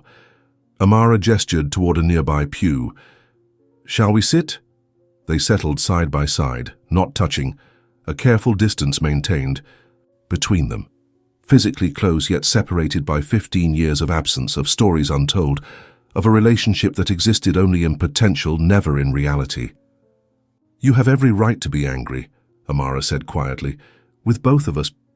"I am angry," Liam acknowledged, "but I'm also—" He paused, searching for words. "Curious, I guess. About you. About why you wrote that lullaby. About whether you ever thought about me all these years." The question broke something open in Amara's chest, a door long sealed, behind which she'd kept the most tender parts of her heart protected. "I thought about you every day," she said, her voice steady despite the emotion behind it. "Your birthday, the first day of school, holidays, ordinary Tuesdays. There wasn't a day that passed when I didn't wonder who you were becoming, whether you were happy, whether you had music in your life." Liam studied her face, searching for truth or perhaps familiar features, the shape of his eyes, the curve of his mouth, genetic echoes passing from mother to son. "Why didn't you fight harder to keep me?" he asked, the question stripped to its painful essence. Amara took a deep breath, knowing this moment demanded absolute honesty. "Because I was 23, barely making rent, playing in bars and coffee shops with no family support. Your father had resources, stability, a family name. I thought—" Her voice caught. "I thought you deserved better than struggling. With a single mother who couldn't give you the advantages he could. But you were my mother," Liam said, the simple truth landing with the weight of mountains. "Yes," Amara whispered. I am. And giving you up was the hardest thing I've ever done. But loving someone sometimes means making choices that break your own heart, if you believe those choices are best for them." Rain drummed steadily against the roof, its rhythm like gentle tears, nature's compassion for human sorrow.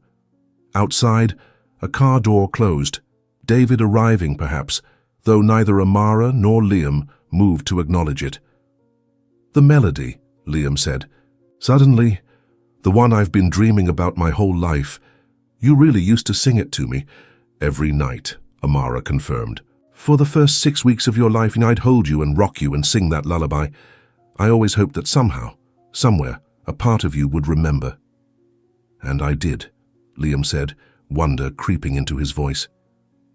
"Somehow, I did." The church door opened again, and this time David entered, hesitating when he saw them already deep in conversation. Amara and Liam turned toward him simultaneously, mother and son in profile, the resemblance suddenly, strikingly evident. The church basement felt hollow in Liam's absence, the air charged with unspoken emotions. Amara stood motionless by the piano, her fingers resting on the keys, but producing no sound. David remained near the door, as if torn between pursuing his son and giving him space. "Should I go after him?" David asked, uncertainty replacing his usual decisiveness. "No," Amara replied softly. "He needs time to process. We've given him 15 years of secrets to absorb in 30 minutes. Through the window they could see Liam sitting on a bench in the church garden, head in his hands. Not running away but not ready to return either, suspended in the liminal space between rejection and acceptance. Eleanor had departed after offering one final piece of wisdom. The hardest part of loving someone is knowing when to hold tight and when to let go.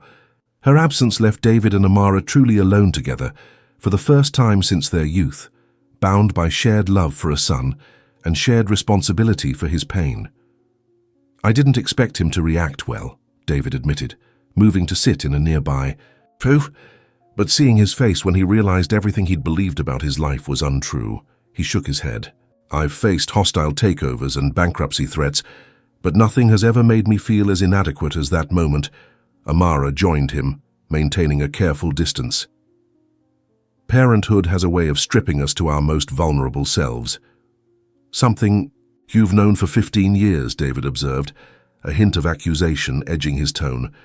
"While I've been playing at fatherhood without understanding the most basic truth about my son." "You haven't been playing at anything, David," Amara corrected gently. "You've been his father in every way that matters.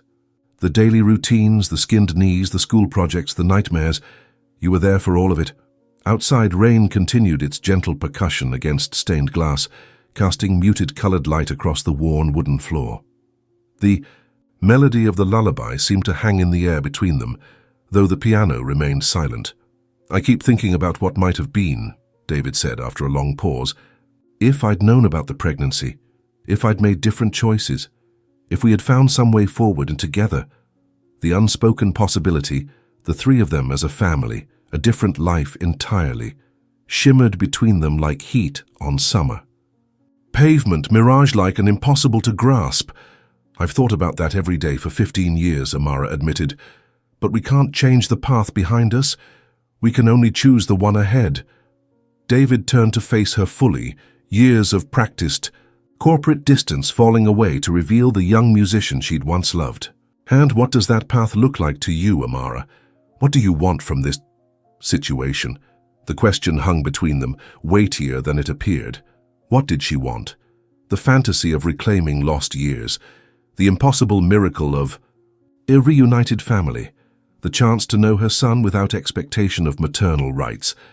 "I want what's best for Liam," she said finally, "whatever that means, whether it includes me in his life or not." Through the window, they watched as Liam stood from the garden bench and began walking, not back toward the church, but not fleeing either, just walking, hands in pockets, head slightly bent against the gentle rain, finding his own path, as he would need to do in the days and weeks ahead. "He has your resilience," David observed quietly, "and your musical gift." "He has your determination," Amara countered, "and your eyes." The simple exchange, acknowledging their son as a blend of both of them, created from love, despite all that had followed, formed a fragile bridge across 15 years of absence. Not reconciliation, not forgiveness, but perhaps the first tentative step toward something new. As David rose to leave, to give Liam the space he clearly needed, he paused at the door. "Do you think he'll ever understand why we made the choices we did?" Amara considered this, her hand absently finding the melody of the lullaby on the piano keys, playing so softly it was almost inaudible. "I think understanding comes with time, and with living long enough to make your own impossible choices." Outside, the rain began to ease, thin streams of sunlight breaking through clouds. Nature's reminder that even the darkest moments eventually yield to light. Not the same light as before, perhaps, but illumination nonetheless. Liam walked for hours through the city, barely noticing the gradual clearing of rain clouds or the curious glances from passers-by. His mind raced with fragments of the morning's revelations, pieces of a puzzle that refused to form a coherent picture. The melody he'd always known, David's admission about his own musical past, Amara's explanation of sacrifice, Eleanor's story of her son's 20-year absence. Eventually, his feet carried him to the park where he often came to think. Not the manicured central areas where tourists gathered, but a quieter section with an old oak tree that had somehow survived decades of urban development. He sat beneath its sprawling branches, back against rough bark, and finally allowed the tears that had been building all morning. They came without warning, not the controlled emotion he'd mastered as David Miller's son, but raw, racking sobs that left him gasping. Tears for the mother he'd never known, for the father who'd hidden behind half-truths, for the family that might have been, for the identity he'd thought was his. "You okay, kid?" The voice startled him. Liam looked up to see an elderly man, standing nearby, concern evident in his weathered face. A guitar case rested against his leg, one of the park's regular street musicians, perhaps. Liam wiped his face hastily. "I'm fine." The man's expression made it clear he didn't believe this, but he didn't press. Instead, he settled on a nearby bench and removed his guitar from its case, an old instrument, well-loved judging by the wear patterns on its body. "Mind if I play a bit?" he asked. "This spot has the best acoustics in the park." Liam shrugged, attempting nonchalance though his face remained tear-streaked. The man began playing, nothing flashy, just simple chords in a gentle rhythm. The melody was unfamiliar but somehow comforting, like a conversation without words. After a few minutes, Liam's breathing steadied. The music provided focus, drawing him away from the cyclone of emotions and into the present moment. When the song ended, the silence felt different, calmer, less oppressive. "Music's good medicine," the man observed, continuing to strum softly. "Been playing since I was about your age. Got me through some rough patches. My father used to play," Liam said, the words emerging without conscious decision, "before he became who he is now, and my mother." He stopped, uncertain how to continue. Which mother? The fiction or the reality? The man nodded, as if this made perfect sense. Music has a way of traveling through families, like a language passed down. Liam thought of the melody he'd always known, the one Amara had played yesterday, the lullaby she claimed to have sung to him as an infant. How had it remained with him, preserved in some unreachable corner of memory? "I just found out my whole life is basically a lie," Liam said suddenly, the confession spilling out to this stranger when he couldn't yet face those closest to him. "The woman I thought was my mother isn't. My real mother is someone I barely know. My father has been lying to me forever." The man absorbed this without visible surprise, his fingers still moving over guitar strings. "That's a heavy load for anyone, especially someone your age. I don't even know who I am anymore," Liam admitted, voicing his deepest fear. The musician considered this, his weathered hands stilling on the guitar. "You know, when I was about your age, I found out something similar. Man who raised me wasn't my biological father." He shrugged. "Tore me up inside for a long time. Blamed everyone. Him for the deception, my mother for the secret, my real father for his absence." Liam looked up, suddenly interested. "What happened?" "Life happened. I got older, made my own mistakes, had to make some tough choices myself." The man smiled slightly. "Eventually realized that who I am has never been just about whose DNA I carry or what story I was told. It's about the choices I make, the person I decide to be."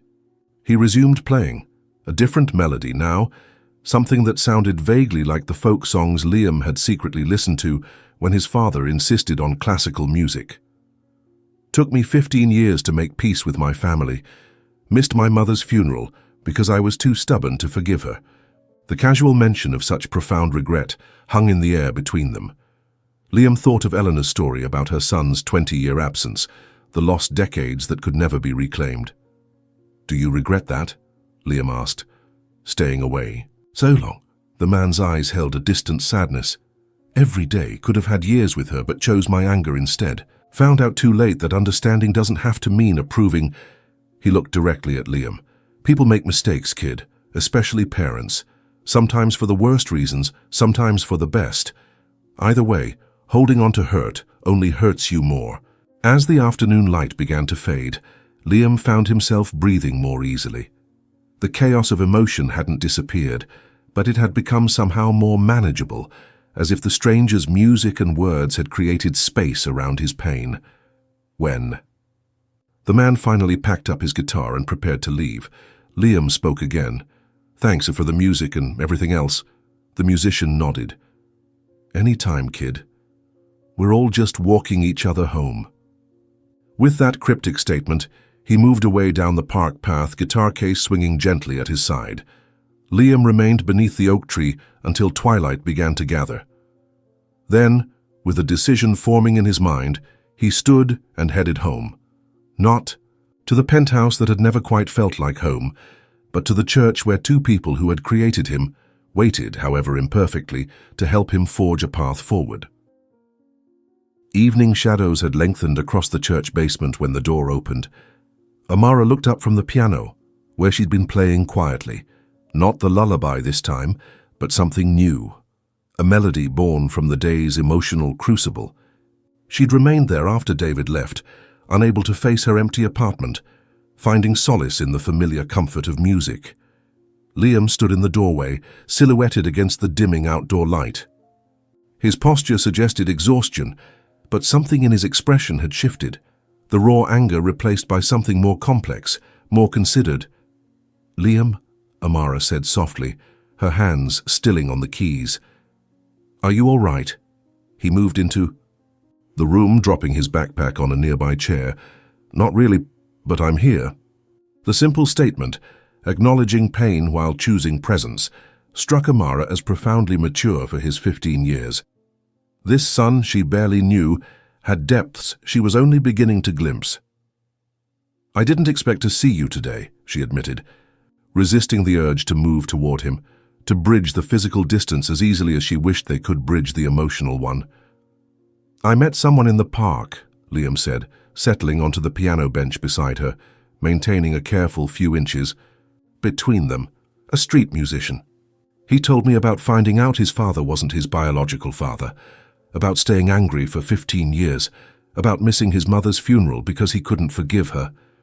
Amara listened, sensing that Liam needed to speak without interruption, to process aloud the journey he'd undertaken since fleeing the church hours earlier. "He said something that made me think," Liam continued, "that understanding why someone made a choice doesn't mean you have to agree with it, and that holding on to hurt only hurts yourself more."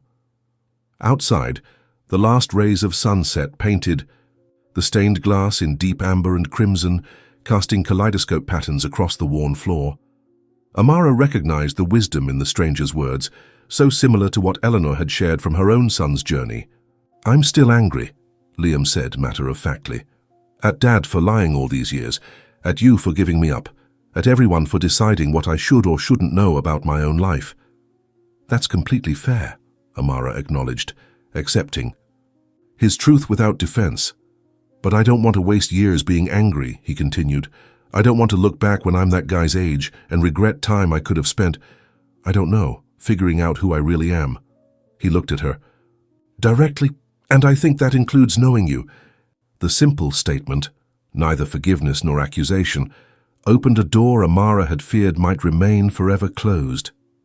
She felt tears threatening, but held them back, not wanting to burden Liam with her emotional response to his tentative offering. "Would like that very much," she said simply. Liam's fingers found the piano keys, picking out a hesitant melody, the beginning of the lullaby she'd written for him before birth. "I want to learn this properly," he said. "The whole song, not just the parts I somehow remember." Amara nodded, her own hands joining his on the keyboard, guiding gently, their fingers creating harmony together for the first time. As the familiar melody filled the room, something shifted between them, not erasing the years of absence but acknowledging the connection that had somehow persisted despite everything. "I called Dad," Liam said as the last notes faded. "Told him I'm coming home tonight but that I needed to stop here first." "He must have been relieved," Amara observed. "Yeah." He sounded different. Not CEO Dad. More like Liam. Struggled to articulate the change he'd heard in his father's voice. Just Dad, Amara suggested. Maybe more like the person he was before, when you knew him. Liam looked at her curiously. Were you guys really in a band together?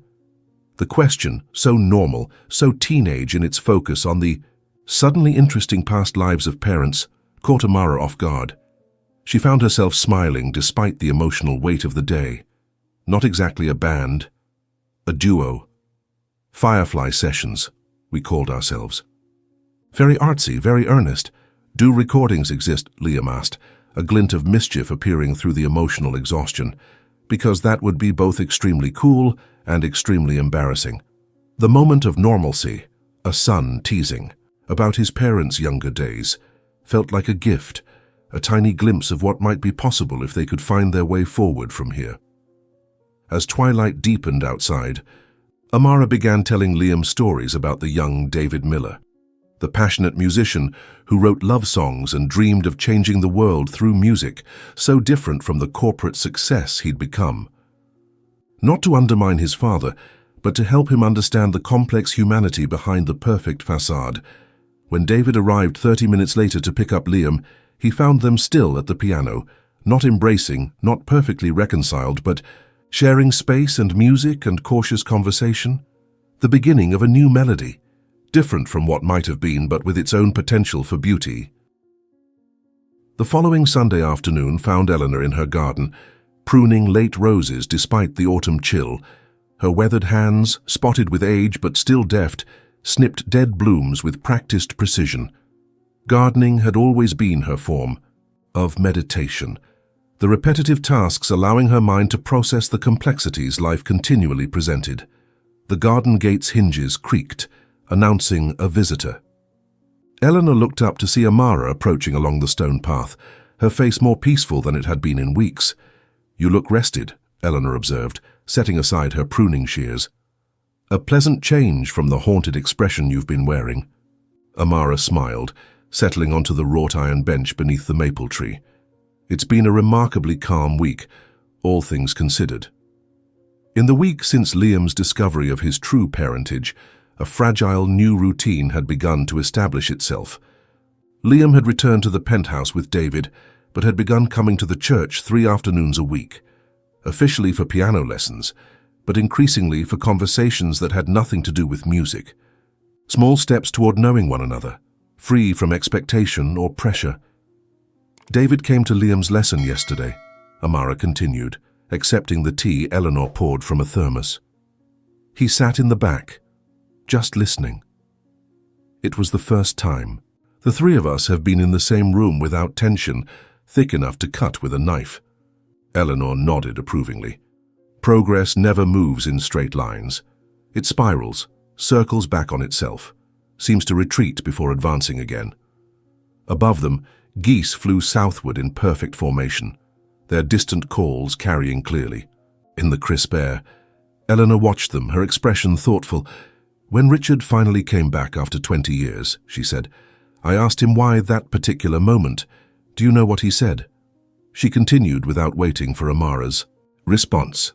He said he'd been watching geese migrate and suddenly understood that there's a time for holding your ground and a time for following ancient instincts toward home. Amara sipped her tea, the warmth welcome against the autumn chill. Liam asked me yesterday if I would come to his school concert next month. It's the first time he's invited me to be part of his life outside our lessons. Will you go? Eleanor asked, though she clearly knew the answer. Of course. And navigate whatever complications arise from my presence. Amara's smile held both happiness and apprehension. David says he'll speak to the school, explain the unique situation. Eleanor resumed her pruning, her experienced hands, knowing precisely where to cut to encourage new growth. Children are remarkably resilient, you know. They can adapt to all manner of unconventional arrangements if the adults in their lives manage to set aside ego and pride. From inside Eleanor's cottage, the telephone rang. She sighed, setting down her shears again. Always at the most inconvenient moment. While Eleanor went to answer, Amara remained on the bench contemplating the garden, plants preparing for winter dormancy, not dying but conserving energy for spring's renewal. A fitting metaphor for her own life, perhaps. 15 years of suspension followed by the possibility of new growth. Eleanor returned a few minutes later, a curious expression on her face. "That was David," she said, resuming her seat. "He'd like to meet with both of us. Something about Thanksgiving arrangements for Liam." Amara set down her teacup. "Thanksgiving? That's more than a month away." "Apparently he's trying to be more thoughtful about such things," Eleanor replied, a hint of amusement in her voice. "Planning ahead rather than issuing executive decisions." The image of David Miller, master of corporate takeovers, negotiator of billion-dollar deals, fretting over holiday arrangements, brought an unexpected smile to Amara's face. "He's trying," she acknowledged. "We all are." Eleanor's eyes crinkled with satisfaction as she surveyed her garden, the late blooms defiantly beautiful against approaching winter, the careful preparations for next season's growth. "You know," she said casually, "when I first met you 15 years ago, a pregnant young woman alone and afraid, I never imagined I'd one day be sitting here, watching a family I helped shepherd through its darkest time, finding its way toward light." "We're hardly a family," Amara protested gently. "Just 3 people trying to navigate an impossible situation." "That, my dear," Eleanor said with the particular wisdom of her 70 years, "is precisely the definition of family. Not perfect harmony, but the willing commitment to create music together despite discordant notes." As afternoon light began to fade, casting long shadows across the garden, Amara found herself filled with cautious hope. Not for some fairy tale reunification, she was too pragmatic for such fantasies, but for something equally valuable. The chance to know her son, to perhaps heal old wounds with David, to move forward without the weight of secrets. Eleanor, watching her friend's expression, smiled with quiet satisfaction. Sometimes the greatest victories came not with fanfare, but with simple moments like this. The hard-won peace after decades of emotional battle, the healing of wounds long hidden, the tentative first notes of a new melody taking shape. November brought early twilight and a persistent chill that seemed to seep through windows and walls alike. In the church basement, Amara had taken to bringing an extra space heater for their practice sessions, creating a circle of warmth around the piano where she and Liam now sat side by side. "Try it again," she encouraged, watching his fingers position themselves over the keys. "Remember what we talked about. It's not just about playing the notes correctly. It's about finding the emotion behind them." Liam nodded. Concentration, evident in the slight furrow between his brows, an expression so like David's that it sometimes caught Amara off guard. He began playing the piece they'd been working on for the past 2 weeks, not the lullaby this time, but a more complex composition he'd written himself, with Amara's guidance. His technique had improved remarkably in the month since their first official lesson. What had been raw talent was now developing discipline and structure, though Amara was careful not to smother his natural creativity with too many rules. The balance reminded her of her own musical journey, the necessary tension between technical proficiency and emotional authenticity. "Better," she said when he finished, genuinely impressed. "You're capturing the wistfulness in the bridge section now. It transforms the whole piece." Liam smiled briefly, the expression still somewhat rare, but increasingly frequent during their sessions. "I was thinking about what you said last time, about music being a language for things we can't express in words." "It's the oldest language," Amara agreed. "Predating speech, probably. The rhythm of heartbeats, the melodic quality of a mother's voice to her child." A comfortable silence settled between them as Liam made notations on his sheet music. These moments of quiet companionship had become precious to Amara, spaces where they could simply exist together without the weight of their complicated history pressing down. "Dad found some old recordings," Liam said suddenly, not looking up from his notation. "Of you two, the Firefly sessions?" Amara's hands stilled on the piano keys. "Did he really?" I didn't think those tapes still existed. He had them digitized. We listened to them last night. Now Liam did look up, his expression curious. You guys were actually pretty good. Different than I expected. Different how? Amara asked, both amused and touched by the unexpected revelation. I don't know, more real, raw. Not polished like everything else in Dad's life. Liam shrugged. He was different, listening to them. I've never seen him like that before. Outside, early darkness had fallen completely, the stained glass windows now black mirrors reflecting the warm light from within. Amara thought about David listening to their old recordings, songs written from love and hope and shared dreams, and wondered what emotions they had stirred in the man. He'd become... Your father was passionate about music once, she said carefully. It was his first language too, before business and success. He said you were the talented one, that you could have gone all the way, whatever that means. Liam's fingers found random quiet chords as he spoke. He sounded sad about it. Amara absorbed this, surprised by David's assessment. They had been equals in their musical partnership, or so she'd always thought. We had different gifts. His was songwriting, finding the perfect lyric, the unexpected chord progression. Mine was performance, maybe. Would you have gone all the way? Liam asked, the question holding layers of unspoken meaning. Would she have pursued music if she hadn't become pregnant, if David hadn't left, if life had taken any of 1,000 different turns? I don't know, Amara answered honestly. I'd like to think I would have followed my dream regardless of circumstances, but life has a way of redirecting our paths, sometimes for reasons we can't understand until years later. The implied meaning that Liam himself had been such a redirection hung in the air between them, but there was no accusation in it, merely acknowledgement of how profoundly one life touches another. Dad's coming to pick me up early today, Liam said, changing the subject slightly. He wants to talk to you about the Thanksgiving thing. Eleanor mentioned it to you, right? Amara nodded, a flutter of nervous anticipation stirring in her stomach. She did. It was my idea, Liam admitted. Having both of you there, and Eleanor too. I know it's weird and probably awkward, but... He trailed off, suddenly seeming younger than his 15 years. But what? Amara prompted gently. But I'm tired of separate lives. Separate... Truth's separate everything. He met her gaze directly.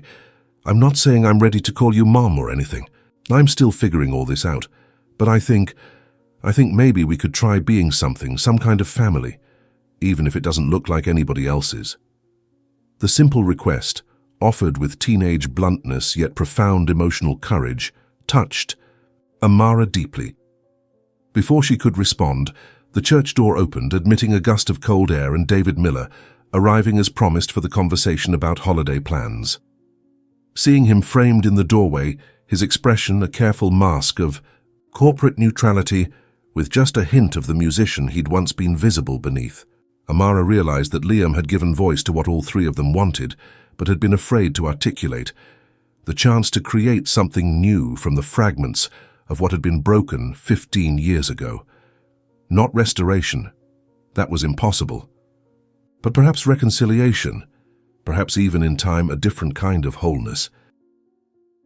The cafe David had chosen for their meeting occupied the middle ground between his corporate world and Amara's artistic one. Neither the sleek downtown establishments he typically frequented for business, nor the bohemian coffee houses where Amara occasionally performed, neutral territory, much like the conversation they needed to have. Eleanor had insisted on attending, positioning herself as both mediator and witness to whatever arrangements they might reach. She sat now between them at a corner table, her silver hair catching afternoon light from the nearby window, her presence somehow both commanding and comforting.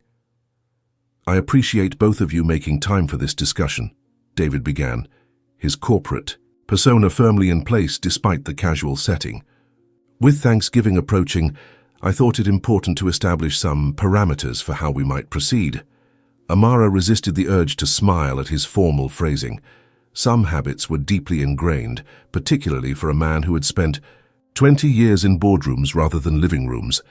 Liam has expressed a desire for all of us to share the holiday, David continued. Including you, Eleanor. I've reserved a private dining room at the Grantham Hotel to provide appropriate privacy and comfort. Eleanor raised an eyebrow. A hotel restaurant seems rather impersonal for a family holiday, doesn't it? David hesitated, his certainty faltering slightly. I thought it might be easier. Neutral ground. For whom? Eleanor pressed gently. For Liam. Or for you two? The question hung in the air, cutting through the carefully maintained distance both Amara and David had been cultivating. In the month since Liam had discovered the truth, they had managed to establish a fragile coexistence, focused entirely on their son's needs while avoiding direct engagement with their own complicated history. I thought perhaps my apartment, Amara began, then stopped herself. The small space where she lived alone would hardly accommodate a proper holiday gathering. Or the penthouse, David offered, though his expression suggested he recognized the potentially painful associations of inviting Amara into the home she'd never been allowed to share with her son. Eleanor sipped her tea, watching them both. With the particular patience of the elderly, those who have lived long enough to see how short-term discomfort often yields to longer-term healing. May I suggest an alternative? She said finally. My cottage has hosted Thanksgiving gatherings for nearly 40 years. It's neither David's territory nor Amara's, but it could be Liam's. A new space for new traditions. The suggestion hung between them, elegant in its simplicity, yet profound in its implications. A fresh beginning, unencumbered by the weight of past absences or future expectations. That's very generous, Eleanor, David said, clearly taken aback. But we couldn't impose. It's not an imposition when it's freely offered, Eleanor interrupted. Besides, neither of you can cook worth a damn if memory serves. Her eyes twinkled with mischief. Some skills aren't included in conservatory training or MBA programs. The unexpected teasing broke the tension, drawing reluctant smiles from both Amara and David. For a moment, the careful walls they'd maintained showed hairline cracks, allowing glimpses of the younger, less guarded people they'd once been. There's something else we should discuss, Amara said, her voice soft but determined. Liam's school concert is next week. He's asked me to attend. David nodded. I've already spoken with the school, explained the situation, as much as necessary anyway. And what exactly is the situation? Eleanor asked, her directness cutting through potential ambiguity. How are you presenting Amara to the world? As Liam's piano teacher, his birth mother? Something else, entirely. The question forced them to confront the practical realities of their unusual circumstance, how to navigate social expectations, how to explain their family structure to others, how to present a united front despite their own unresolved feelings. I think, David said slowly, that's ultimately Liam's decision, how much he wants to share and with whom. Amara nodded agreement. He's had enough choices made for him already. A server approached with their order, coffee for David, tea for the women, providing a momentary respite from the intensity of the conversation. As they arranged cups and saucers, sugar and cream, Eleanor observed them both with quiet satisfaction. You know what strikes me, she said when the server had departed. A month ago you couldn't be in the same room without tension thick enough to cut. Now you're planning holidays together, attending school functions, making joint decisions. About Liam's well-being. She smiled slightly. That's not nothing. Outside, late autumn wind scattered leaves across the sidewalk. A reminder of nature's cycles of seasons changing, of the possibility of renewal after necessary endings. Inside, three people who had been strangers despite their interconnected lives found themselves becoming something else. Not quite family yet, perhaps, but no longer adversaries. To Thanksgiving at Eleanor's, David said, raising his coffee cup in a small toast. And to new beginnings. Amara lifted her tea in response, her eyes meeting David's directly, without evasion. To finding our way forward one day at a time, Eleanor completed the circle, her weathered hand steady as she raised her cup. To second chances, she said simply. May we all have the wisdom to recognize them when they come. As their cups clinked together in the quiet cafe, something shifted between them, an acknowledgement that the path forward, though unmarked and uncertain, was one they would navigate together for Liam's sake and perhaps eventually for their own. The winter concert transformed St. Mary's Community Centre, with soft white lights and anticipation. Every seat filled with families waiting to hear Amara's students perform, from eager children to her beloved seniors. Eleanor approached the piano first, elegant in a vintage blue dress. At 70, her fingers moved deliberately but with the nuanced expression that only decades of living could produce. She played Forgiveness, a piece she'd composed after her own son's return to her life. "Music speaks what cannot be expressed," she announced, her voice steady. "Heals the heart and makes it whole, flows from heaven to the soul." From her position near the stage, Amara spotted David standing in the back, his corporate armor replaced by casual clothes reminiscent of the young musician she'd once loved. Their eyes met briefly, a moment of shared anticipation. After several student performances, it was Liam's turn. He walked to the piano with quiet confidence, pausing to address the audience. "This piece is called Unnamed Father," he said. "My mother wrote it before I was born. Somehow I've carried the melody with me my whole life, though I only heard it played recently." Amara's throat tightened as Liam began to play, the lullaby she'd hummed during pregnancy and sung during those precious weeks after his birth. His interpretation added teenage intensity to her original gentleness, creating something uniquely theirs. David stood motionless, eyes glistening with unshed tears. Recognition dawned on his face, not just of the lullaby but of its harmonic foundation. The chord progression was one he'd written years ago, a love song for Amara, now transformed into a mother's love for their son. As the final notes faded, the room held its breath, that magical moment after music ends but before its spell dissipates. In that suspended silence, three separate lives momentarily aligned into something that felt, however fleetingly, like harmony. The applause had barely faded when David made his way through the audience toward the stage. Carrying a worn guitar case Amara recognized instantly, the vintage Martin from their Firefly Sessions days. "May I join you?" he asked Liam, who nodded, shifting on the piano bench to make room.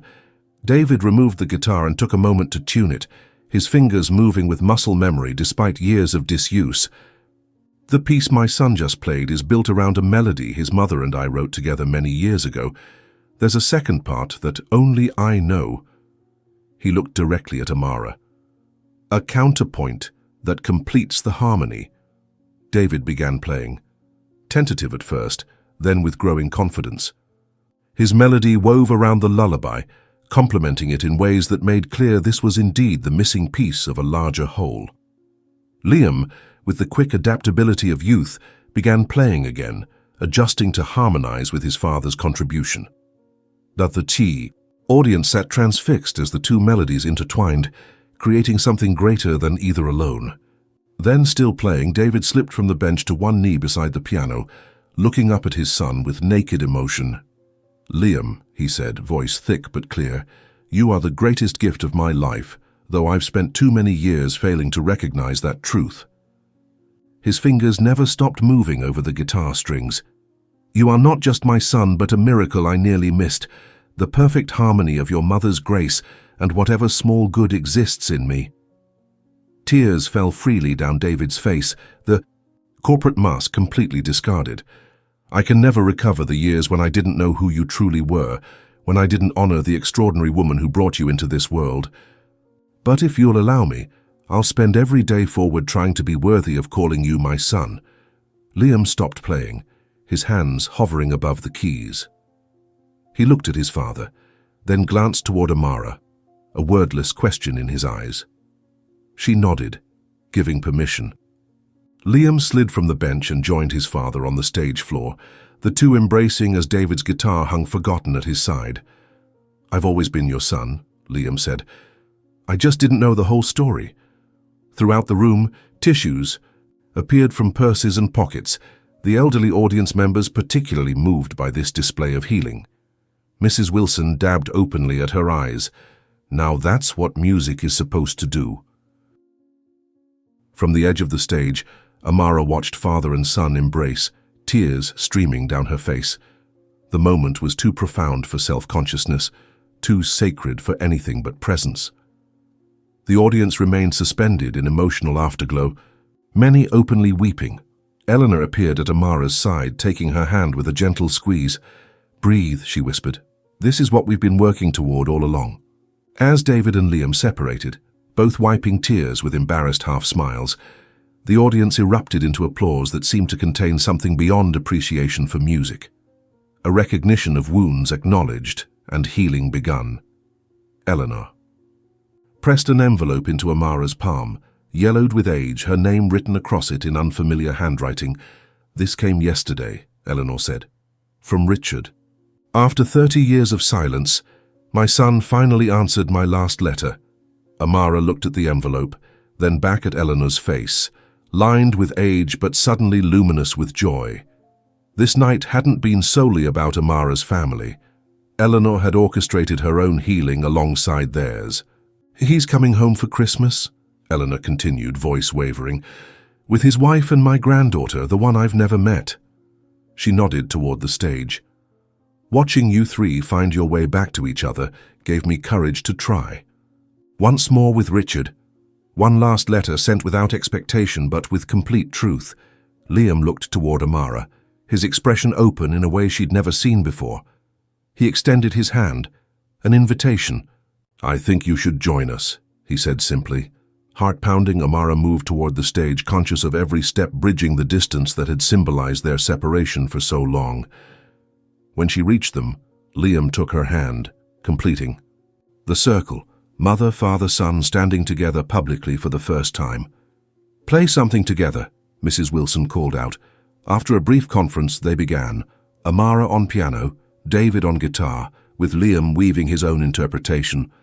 Through their established structure, the piece that emerged contained elements of their shared past, but arranged into something entirely new, not reclaiming what was lost, but creating something from memory and present moment combined. Eleanor watched, hands clasped as if in prayer. "Sometimes," she murmured, "it takes a lifetime to find our way back to where we belong." As the final notes faded, Liam looked between his parents with wonder. "That," he said with 15-year-old directness, "was actually pretty cool." The simple statement drew laughter from both Amara and David. In that shared laughter was the seed of something precious, the possibility of joy, not just healing, in their future together. The Midnight Lamp Jazz Club hadn't changed in 20 years. Same scarred wooden bar, same vintage posters, same intimate stage. Tonight, however, the usual crowd had been joined by an unusually diverse audience from teenagers to seniors. Eleanor sat at a reserved table, her silver hair elegantly styled. Beside her was a middle-aged man with her eyes, Richard, home from Seattle for his third visit this year. Their relationship had progressed from careful letters to increasingly comfortable visits, each step healing decades-old wounds. At a nearby table sat David in black jeans and a casual button-down, clothing bridging the corporate executive he remained and the musician he'd once been. Surrounding him were colleagues clearly surprised by this glimpse into their CEO's alternate universe. Amara emerged from backstage to introduce the final performer. Her role at the Midnight Lamp had evolved from occasional performer to talent coordinator, allowing her to nurture young musicians while maintaining her teaching. "Ladies and gentlemen," she began, "please welcome to the stage Liam Miller." The 16-year-old who walked on stage carried himself with confidence that hadn't existed a year earlier. He settled at the piano and adjusted the microphone.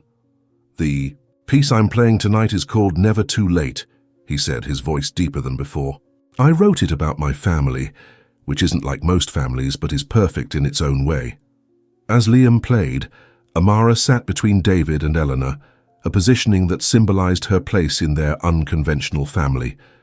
The composition revealed Liam's growing sophistication, incorporating elements from both parents' styles while establishing his unique voice. "He's remarkable," David whispered. Far better than I was at his age. Better than either of us, Amara agreed. Their relationship had evolved into something neither had anticipated, not a romantic rekindling, but a partnership centered on Liam that had expanded to include genuine friendship. Weekly family. Dinners, holidays at Eleanor's cottage, and shared responsibility had created a comfortable familiarity built on present effort rather than past history. After the performance, Liam joined them carrying a photo album, a gift from Mrs. Wilson and the other seniors. "For memories you're still making," read the attached card. Later that evening, as they added the first photographs to the album's empty pages, Eleanor contributed a handwritten quote for the first page. "Family isn't defined by perfect beginnings, but by the choice to begin again, imperfectly but together." As Eleanor's words took their place in the family's story, Amara recognized the truth they contained. Their journey hadn't ended with dramatic revelation, but continued in daily choices, small forgivenesses, and the gradual weaving together of separate melodies into harmony. Not the family any of them had imagined, perhaps, but genuine and hard-won, a composition still unfolding, note by note, day by day. Thank you for joining me on this journey of healing and second chances. If this story touched your heart, please hit that like button and share it with someone who needs to hear it's never too late. Your subscription means the world to me. It helps these stories of forgiveness reach more people who might be carrying their own unspoken truths. What family secret have you been keeping? Let me know in the comments below. Until next time, remember, even the most beautiful melodies sometimes begin with broken notes.